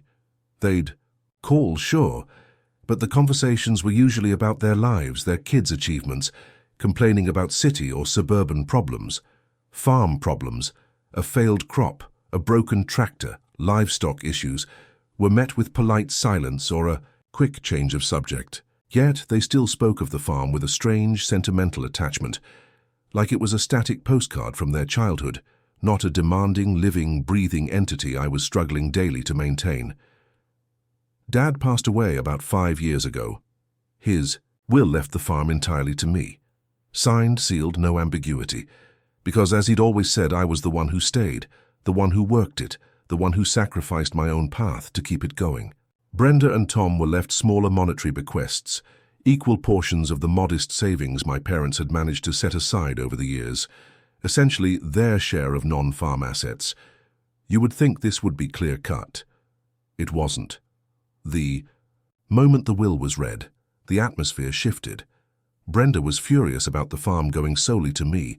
She argued that it was unfair, that as the firstborn, she should have had a say, or that it should have been split 3 ways.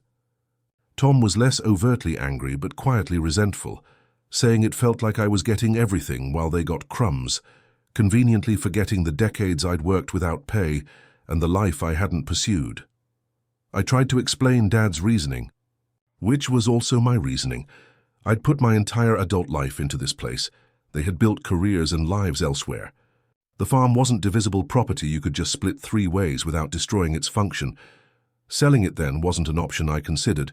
It was my home, my livelihood, my identity. I offered them access whenever they wanted, offered to help them with anything if they needed. But I wasn't giving up ownership or control after sacrificing everything to keep it going. This caused a massive rift. Holidays became strained, filled with passive-aggressive comments about the landlord or the farm baron.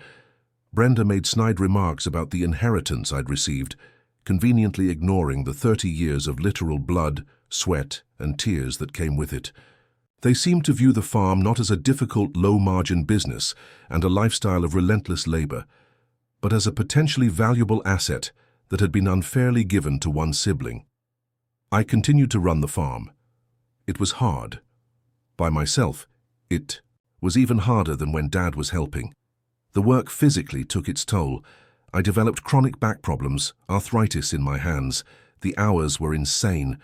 I was nearing 50, and the physical demands were becoming unsustainable.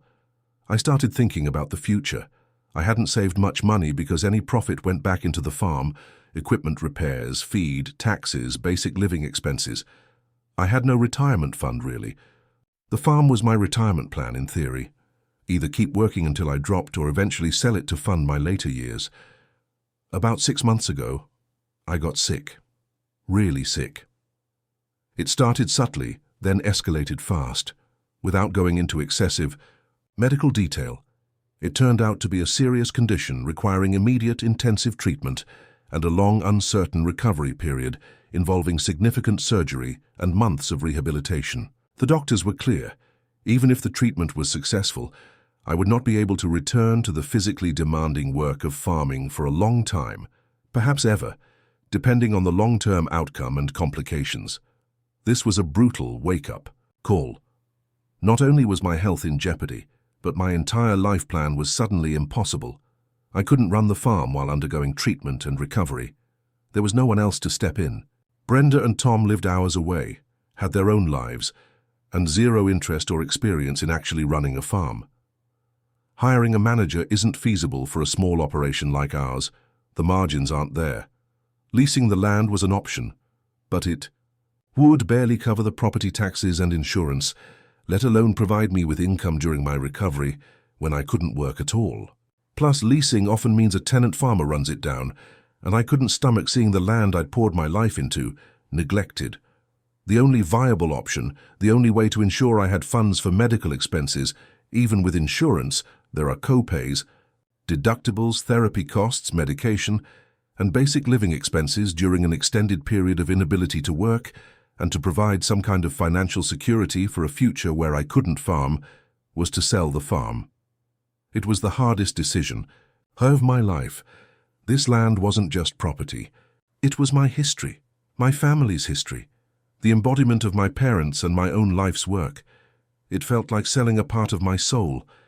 But facing potentially catastrophic medical bills and no income, with no other safety net, the choice was stark. Keep the legacy and potentially face financial ruin while gravely ill, or sell it to literally survive and fund my future medical needs and living expenses. I contacted a real estate agent who specializes in rural properties. Farms this size in our area aren't easy to sell, but there was interest from a developer looking to build some houses on the non-arable parts and maybe keep a small portion for hobby farming. The offer was fair, reflecting the market value. It wasn't a windfall, but it was enough to cover medical costs, pay off the small existing farm debt, and leave me with a modest amount to live on while I recover and figure out what I can do next. Before accepting the offer, I called Brenda and Tom. I explained my diagnosis, the severity of my condition, the need for treatment, and the prognosis regarding my ability to work. I explained that I couldn't run the farm anymore and detailed why selling was the only option that made financial sense for my survival and future security. I was gentle. I was vulnerable. I shared my fear and uncertainty. I thought maybe, just maybe, this serious health crisis would put things in perspective for them, that they would see the impossible position I was in. I was wrong. Brenda's immediate reaction wasn't concern for my health. It was anger. Sell the farm? How dare you? That's our family history. You can't just sell it to some developer, I tried to explain again. Brenda, I'm sick. I might not be able to work for a year, maybe more. I have no income if I don't farm. I have medical bills, I have to live. So, lease it, get someone else to run it, she shot back, completely ignoring the financial viability issue I'd just explained. Or we can figure something out. We're family. Figure what out, Brenda? I asked, perhaps a bit sharper than I intended. Are you going to quit your job in the city and come run the farm? Are you going to send me a check every month to cover my living expenses and medical bills? Because leasing won't cover it and I can't physically do it myself anymore. She was quiet for a second, then her voice went cold. You're being dramatic and greedy. You just want to cash out on what Dad gave you and not have to worry about us. This was meant to stay in the family. It's our legacy. Tom wasn't much better. He focused more on the money. So you're just going to take all that money? What about us? We're family. That land is worth a lot. I was floored. Tom, I worked this land for 30 years for nothing but room and board. This isn't some passive investment I've been sitting on. It's my life's work. And now it's the only asset I have to fund my survival because I'm sick. What about you? You've had your careers, saved your money, built your lives. I haven't had that luxury. But it's family land, he insisted. It should. Benefit the whole family, not just you getting rich. Rich? I almost laughed. It was so absurd. Tom, after taxes, agent fees, paying off the farm debt, and setting aside money for medical treatment and living expenses for likely a year or more, I am not going to be rich. I'll be financially stable enough not to go bankrupt while I fight this illness and try to figure out how I can even earn a living going forward. The money is what I earned by putting my life into that farm, and it's money I need to survive. The conversation devolved from there into accusations. I was called selfish, a traitor, a destroyer of heritage, greedy, uncaring. They accused me of waiting until Dad was gone to pull this stunt. They claimed Dad never really meant for me to sell it, that he just gave it to me to continue the farming tradition, not to liquidate it. They conveniently forgot all the times. They refused to help. All the times they talked about how glad they were to escape the farm life. All the years I ran it alone, they demanded a share of the sale money. Brenda said it should be split 3 ways like the savings accounts were. Tom suggested I take a smaller portion and split the rest. I refused. I explained again that this money wasn't profit from an investment. It was the liquidation of my sole asset, the culmination of my life's labor, necessary for my immediate and future well-being, because I was literally physically unable to sustain myself otherwise. This wasn't about getting rich. It was about not ending up destitute while fighting a serious illness. The final blow-up happened a week ago. I had accepted the developer's offer, and the sale is now pending, with closing within a couple of months. I called them to let them know the sale was proceeding, and that they should come collect any sentimental items from the farmhouse or barns they wanted before I started packing. They interpreted this as a final act of defiance. Brenda sent me a blistering email, CCing several other relatives, cousins, aunts, uncles, accusing me of acting unilaterally, destroying their birthright, and being the most callous person she knows. She wrote that our parents would be ashamed of me, that I was prioritizing money over family and history. She reiterated that she and Tom were entitled to a share of the sale because the farm belongs to the family, not just one person, regardless of what the will said or how much work I'd done. Tom called, and while less articulate than Brenda, his message was the same: betrayal, unfairness, demands for money.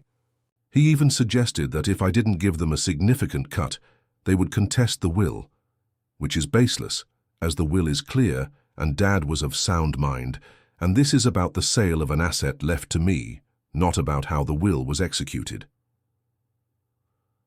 Several relatives who were CC'd on Brenda's email have contacted me.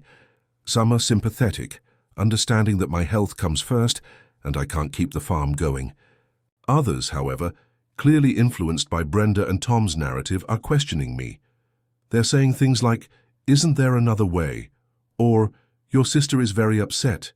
Maybe you should listen to her." Or even suggesting that perhaps I am being unfair, that the farm was a family asset and I should share the proceeds, regardless of my health. I am now scheduled for major surgery in a few weeks, followed by months of recovery and therapy. I am stressed beyond belief, not just about the health crisis, but about this family war that has erupted. I genuinely believed I was making the only possible responsible decision for my future. Given my health and financial situation, I dedicated my harta for refusing to give my estranged wealthy sibling half of the family home I inherited, after spending a decade as our mother's primary caregiver, which they are now demanding because they claim I manipulated her and that my inheritance is unfair given their financial success, throwaway account because the fallout is immense, and frankly, I'm terrified of the legal and emotional repercussions. This is going to be incredibly long, detailing years of backstory, because frankly, without all the context, I don't think anyone can fully grasp the complexity of the situation or offer informed judgment. Let's start with introductions. I, 42F, calling myself Alex for this, am the younger of two children. My older sibling, Cameron, 46, goes by gender-neutral pronouns, but for clarity in describing our dynamic, let's just say they've always been the more conventionally driven and successful. One left our hometown right after college. I stayed. Our parents, Mom and Dad, lived in the same modest but deeply loved and historically significant to our family house they bought right after they got married. Dad passed away about 15 years ago. Mom, bless her heart, was fiercely independent, but started showing signs of needing more help about 10 years ago, around the time she turned 75. She had a history of heart issues and later developed increasing mobility problems and early-stage dementia that gradually worsened. When Dad died, Cameron lived across the country. They flew in for the funeral, stayed for a few days, offered condolences, and then flew out. I was living in an apartment about 30 minutes away at the time. Mom was lonely, understandably, but insisted she was fine on her own. For the first few years after Dad passed, it was manageable. I'd call her daily, visit a couple times a week, help with groceries, small repairs, bills. Cameron would call maybe once a week, sometimes less, send a nice card on holidays, or order flowers.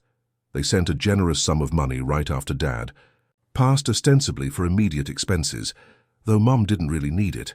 Dad had left her reasonably comfortable, though certainly not wealthy. Fast forward to about 10 years ago. Mom had a bad fall, broke her hip. It was the turning point. After surgery and rehab, she could walk again with a walker, but she was never the same. Her physical decline accelerated, and the cognitive issues became more apparent, though still relatively mild then. It became clear she couldn't live alone safely much longer. This is where the roles solidified. Cameron was in a high-powered, demanding career on the other side of the country. They were doing exceptionally well financially. Big house, nice cars, exotic vacations. They called after Mom's fall and suggested options: assisted living, a live-in caregiver, or one of us living with her. Assisted living was immediately vetoed by Mom. She refused to leave her home. A live-in caregiver was prohibitively expensive for Mom's finances, and frankly, she was resistant to the idea of a stranger. That left one of us moving in. Cameron was emphatic that they couldn't possibly move back. Their life, their career, their partner, it was all established there. Moving would mean a massive disruption, potentially career suicide, etc., etc., all valid points from their perspective. I, on the other hand, had a stable but less demanding or lucrative job, office admin, no partner at the time, and was already living relatively close.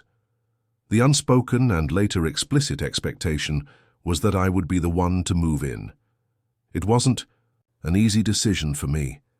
I wasn't thrilled about putting my life on hold, giving up my own space and independence, and taking on the role of full-time caregiver.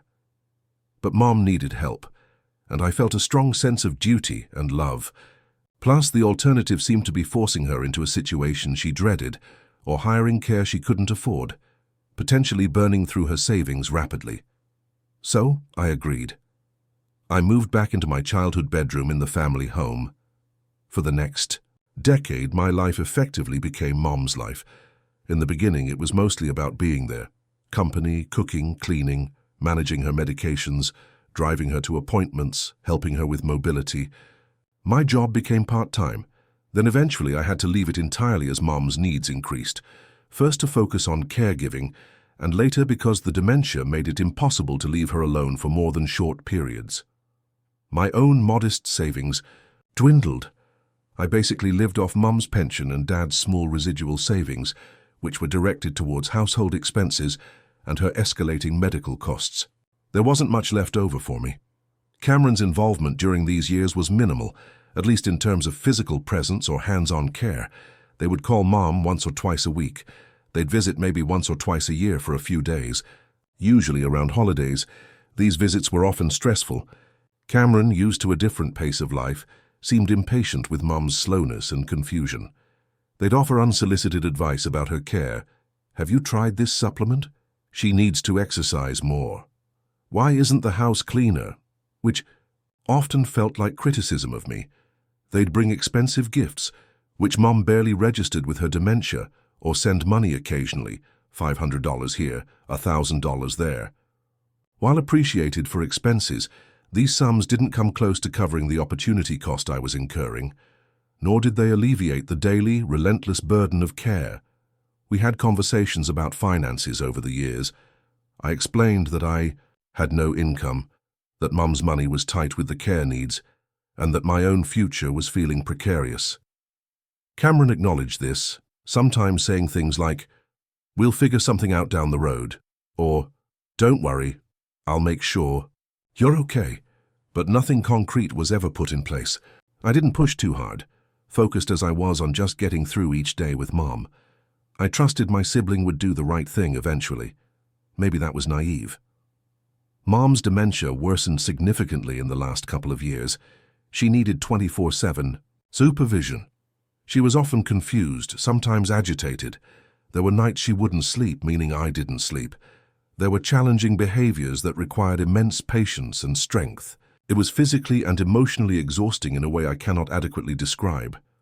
I became isolated, my social life non-existent. Friends drifted away because I could never leave the house or was too tired to socialize. My entire identity became Alex, Mum's caregiver.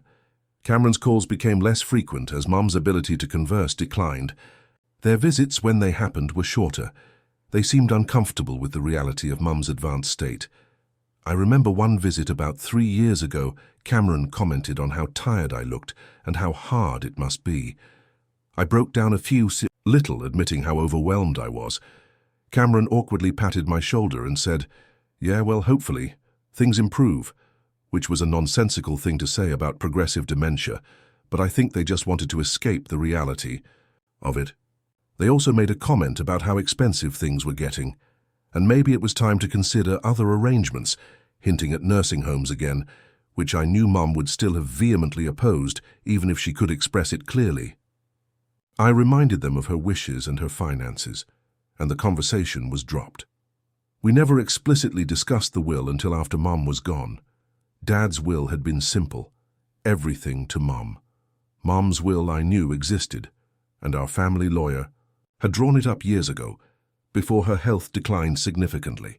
I wasn't privy to the contents, and frankly, during the caregiving years, I had bigger things to worry about.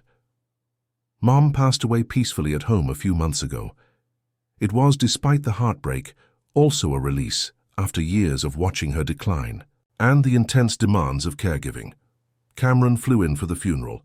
They seemed genuinely sad, but also, I sensed, somewhat detached from the day-to-day reality of her last years. They handled some of the administrative tasks related to the funeral home and obituary, which I appreciated, because I was just numb with exhaustion and grief. After the funeral, the lawyer, Mr. Harrison, a family friend who handled Dad's estate, contacted us to read the will. Alex and Cameron met with him. It was straightforward. After a few minor bequests to charities and some distant relatives, the will left the entire residue of her estate to me, Alex. The main asset was the house. There was very little cash left after covering some final expenses. Cameron was blindsided. They were visibly shocked, then angry. "What do you mean, everything to Alex? What about me?" Mr. Harrison calmly explained the will was last updated about 12 years ago, shortly after Dad died and before Mom's major health decline. It stated clearly, "All remaining assets, real and personal, to my daughter Alex," my full name. Cameron immediately turned to me, eyes blazing. You did this, didn't you? You manipulated her. You were there, whispering in her ear for years. While I was busting my ass building a life and sending money. I was stunned. Manipulated her. Cameron, what are you talking about? The will was written before she got really sick, before I even moved in. And I wasn't whispering anything. I was taking care of her day in and day out. Cameron wouldn't listen. Oh, please. You think I don't know how this works? You were the dutiful child, conveniently living here, making yourself indispensable. Of course, she'd favor you. It's not fair. I'm her child too. I contributed. I sent her money. You sent money a few times a year, Cameron. Do you have any idea what it cost, not just in dollars, but in my life, my health, my potential, to be her full-time caregiver for 10 years? I haven't earned a salary in 7 years. My career is gone. My savings are gone. My social life is gone. I slept on an air mattress in the living room for months when her dementia was bad because she'd wander at night. I changed her adult diapers. I cleaned up after her when she was sick. I lifted her when she fell. I fought with doctors and insurance. Companies. Where were you, Cameron, calling from your fancy office or sending a Hallmark card? And what about the money I sent? That helped pay for things, didn't it? Cameron retorted, completely avoiding the caregiving aspect. That house is worth money, Alex, a lot of money. Our parents' legacy. It shouldn't all go to you just because you played Florence Nightingale for a few years. Played Florence Nightingale? I was yelling now, my voice shaking with years of suppressed frustration and pain. I was her caregiver. It wasn't playing, it was my life. I took a breath, trying to calm myself. Look, Cameron, the will is the will. It's what Mom wanted. Maybe she wrote it that way back then, thinking about who would be there for her, or maybe she just decided that's how she wanted it divided before any of this happened. I don't know her exact reasoning from 12 years ago, but it was her decision documented legally.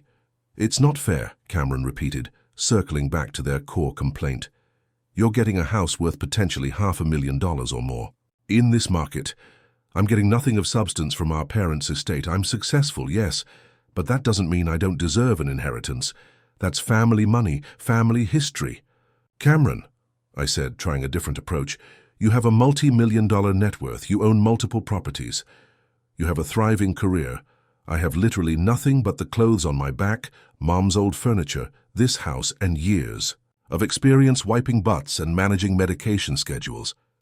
This house isn't just an asset to me. It's my only security, my only potential source of future income after I figure out how to re-enter the workforce after a decade away from everything. It's also the only place I have to live now. So, sell. Cameron shot back. We'll split the money. You can buy a smaller place and I can use my share for whatever I want. It's only fair. 50-50. That's how siblings should inherit. This demand floored me.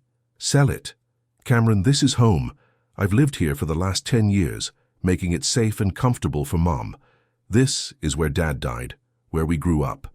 And beyond the sentimental value, it's my only asset. If I sell it and give you half, I won't have enough money to buy anything decent in this area, especially after taxes and fees. I'd be functionally homeless or have to move somewhere I know no one and start completely from scratch with no job prospects. That's not my problem, Cameron said, their voice rising again.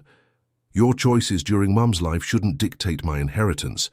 This is about Mom and Dad's legacy, and it should be shared equally, regardless of what you did or didn't do or what I have or don't have. The will must be wrong or outdated or influenced. The lawyer interjected, calmly stating that the will appeared valid and wasn't obviously subject to challenge based on undue influence, especially given its age. He advised Cameron to consult with their own lawyer if they wished to explore options, but cautioned that contesting a will is expensive and often unsuccessful, particularly with solid documentation like this. The meeting ended acrimoniously. Cameron left, slamming the door, saying they would see me in court and that I was a greedy, manipulative leech who had used Mum's illness to secure my future at their expense. Since then, Cameron has cut off all contact with me. They've apparently been talking to other family members, cousins, aunts, uncles, and spinning a narrative about how I took advantage of Mom's declining health to get her to change her will, even though the will predates the severe decline and predates me moving in. a fact I keep repeating but they ignore, and how I'm now selfishly keeping their rightful inheritance. Some family members, who also live far away and haven't seen the reality of the caregiving situation firsthand, seem to be listening to Cameron's side, offering lukewarm support to me while expressing vague sentiments about fairness and siblings sticking together. I'm heartbroken by Cameron's accusations and behavior. Beyond the financial and legal stress, the idea that they think I spent 10 years of my life caring for our mother out of some calculated plan to inherit her modest house is deeply, deeply insulting. I loved Mom. I cared for her because she needed me, and I was the only one in a position to do it, and I did it out of love and a sense of responsibility. Yes, I hoped Mom would ensure I wasn't left destitute, but I never discussed the will with her or pressured her about it. Frankly, I was too busy trying to keep her safe and comfortable. Now I'm in an awful position. I have the house, which represents years of sacrifice and is my only asset, my home, and my potential future security. But keeping it means being estranged from my only sibling, facing their potential legal challenges which I don't have the funds to easily defend, and being painted as the villain to extended family who don't know the full story. Giving Cameron half would likely leave me unable to afford a place to live and still struggling financially after sacrificing my prime earning years.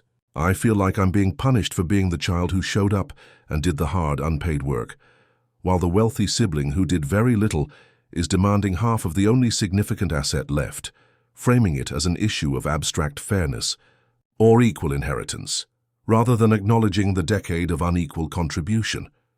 Haite for assuming my roommate's girlfriend was freeloading and confronting her about it, only to find out she's a millionaire with a weird spending habit. I, 28M, live with two roommates, Rachel, 27F, and Mike, 29M, in a spacious 3-bedroom apartment.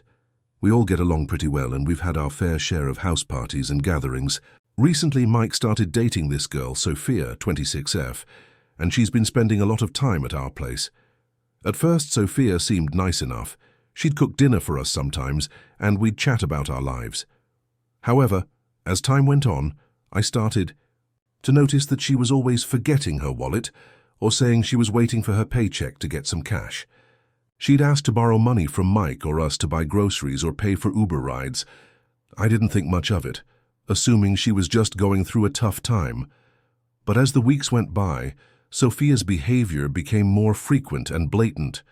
She'd order takeout and have it delivered to our place, and when we'd ask her to pay for her share, she'd say she was good for it, or that she'd pay next time. She'd also use our household items, like toilet paper and laundry detergent, without replacing them. I started to feel like Sophia was taking advantage of our hospitality. I'd see Mike giving her money or buying her stuff, and I assumed he was enabling her. I talked to Rachel about it and she shared my concerns. We both thought Sophia was freeloading off Mike, and by extension us. Last weekend Sophia was over again, and she asked Mike to lend her $20 for an emergency coffee date with her friends. Mike hesitated, but eventually handed over the cash. That's when I decided to confront Sophia. I called her out on her behavior, saying, "Hey Sophia, can I talk to you for a sec? I've noticed you've been borrowing money and not paying us back. It's starting to feel like you're taking advantage of our kindness." Sophia looked taken aback, but I continued, "I get that everyone has bad days, but it's been weeks and it's getting old." Sophia's expression changed from surprise to defensive. She said, "I'm not freeloading off anyone, I'm just going through a weird financial situation." I pressed her for more information, but she brushed me off, saying it was personal. I didn't back down and we had a bit of a heated exchange. Mike intervened, telling me to calm down, but I was firm in my stance. Sophia stormed out of the apartment, saying she needed some space. The next day, Mike told me that Sophia was furious with me and felt I was being judgmental and nosy. Mike asked me to apologize, but I refused, saying I was just standing up for our household's well-being. Fast forward to yesterday, when Sophia came over to clear the air. She brought a weird antique-looking coffee table as a peace offering and started explaining her financial situation. It turned out that Sophia is a millionaire, having inherited a large sum from her family. However, she's been going through a phase where she refuses to spend her own money as a personal challenge to herself. Apparently, Sophia's family had always been very wealthy, and she never had to worry about money. As a result, she's been trying to see how long she can survive without spending a single penny from her own pocket. She's been living off others, using their resources, and relying on their kindness to get by. It's some sort of bizarre, ascetic experiment, and Mike is fully aware of it and has been supporting her. I was stunned. I had no idea Sophia was a millionaire, and I felt like a total jerk for confronting her. I apologized profusely, but Sophia just laughed it off, saying she understood where I was coming from. Mike, however, was not happy with me. He said I was overstepping and that I should have just minded my own business. Now I'm left wondering if I was in the wrong. Aita for assuming Sophia was freeloading and confronting her about it, or was I justified in standing up for our household's well-being? Edit. I should add that Sophia has since started contributing to the household expenses and has even paid back the money she borrowed from us. She's still going through with her challenge, but she's being more considerate of others. Mike and I had a talk, and we've agreed to set some boundaries with Sophia's behavior. Edit 2. I've been getting a lot of comments saying that I was judgmental and nosy. I understand that now, and I'm trying to be more mindful of that in the future. However, I'd like to hear from you, Reddit. Was I in the wrong, or was I justified in confronting Sophia? Aita for kicking my roommate out after they reorganized my stuff and didn't tell me for weeks. I, 28 live with 2 roommates, Rachel, 26F, and Mike, 29 in a 3-bedroom apartment. We've been living together for about a year and a half, and things have been mostly fine. We're all pretty chill and respectful of each other's space. Last weekend, I was going through a tough time at work and was feeling pretty overwhelmed. I spent most of Saturday in my room trying to catch up on some projects and relax. When I finally emerged on Sunday afternoon, I was shocked to see that my room had been reorganized. At first I thought maybe Mike had come in and messed with my stuff, but then I saw that Rachel had moved some of my decorative items to different shelves. I was confused and a bit annoyed, but I wasn't too upset. I figured maybe she had been trying to help or something, but as I started to dig deeper, I realized that she had done a lot more than just move a few things around. She had gone through my entire closet and reorganized my clothes, shoes, and accessories. She had also gone through my dresser and rearranged my underwear and socks. I was getting more and more annoyed as I saw that she had even touched my sentimental stuff, like the pictures on my nightstand. I felt like she had invaded my personal space and disrespected my boundaries. I was furious. I immediately texted her and asked her to come talk to me. When she came into my room, I asked her why she had done all of this without asking me.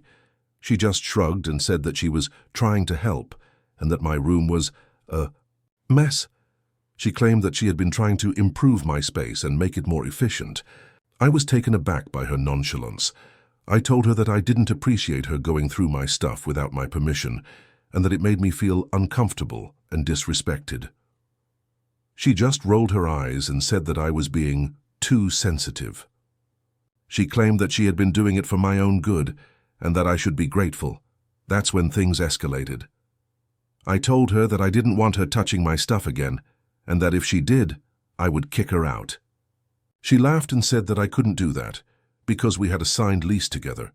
I felt my anger boiling over, and I realized that I had had enough of living with someone who didn't respect my boundaries. I told her that I was giving her an ultimatum. Either she could move out within the next 2 weeks, or I would start looking for a new place to live. Rachel was taken aback, and for a moment I thought she was going to apologize and try to make things right. But then she just got defensive again, saying that I was being unreasonable and that I was overreacting. She stormed out of my room, leaving me feeling frustrated and angry. The next day, Mike came to me and asked what had happened. I told him the whole story, and he was sympathetic. He said that he had had no idea that Rachel had been going through my stuff and that he thought she had been out of line. He offered to mediate a conversation between us, but I told him that I didn't think it was worth it. As the days went by, Rachel barely spoke to me. She just went about her business, acting like nothing had happened. I started to look for a new roommate, and I found someone who is interested in moving in as soon as Rachel leaves. Now, Rachel is claiming that I'm being vindictive and unfair. She's saying that I should just calm down and get over it. But I don't think I can just get over it. I feel like she disrespected me and invaded my personal space, so Reddit ate her for kicking Rachel out. Was I too harsh, or was she out of line for going through my stuff without my permission? Edit. I should add that Rachel has a history of being a bit nosy and invasive. She's always been a bit too curious about other people's business, and she's often accidentally walked in on me or Mike when we're changing or in the bathroom. It's always been a bit of a running joke between Mike and me, but I never thought it was a big deal until now. Edit 2. I also want to add that I've been feeling pretty overwhelmed and stressed out lately, and this whole situation has just added to my anxiety. I'm not sure if I'm being too sensitive or if I'm just finally standing up for myself.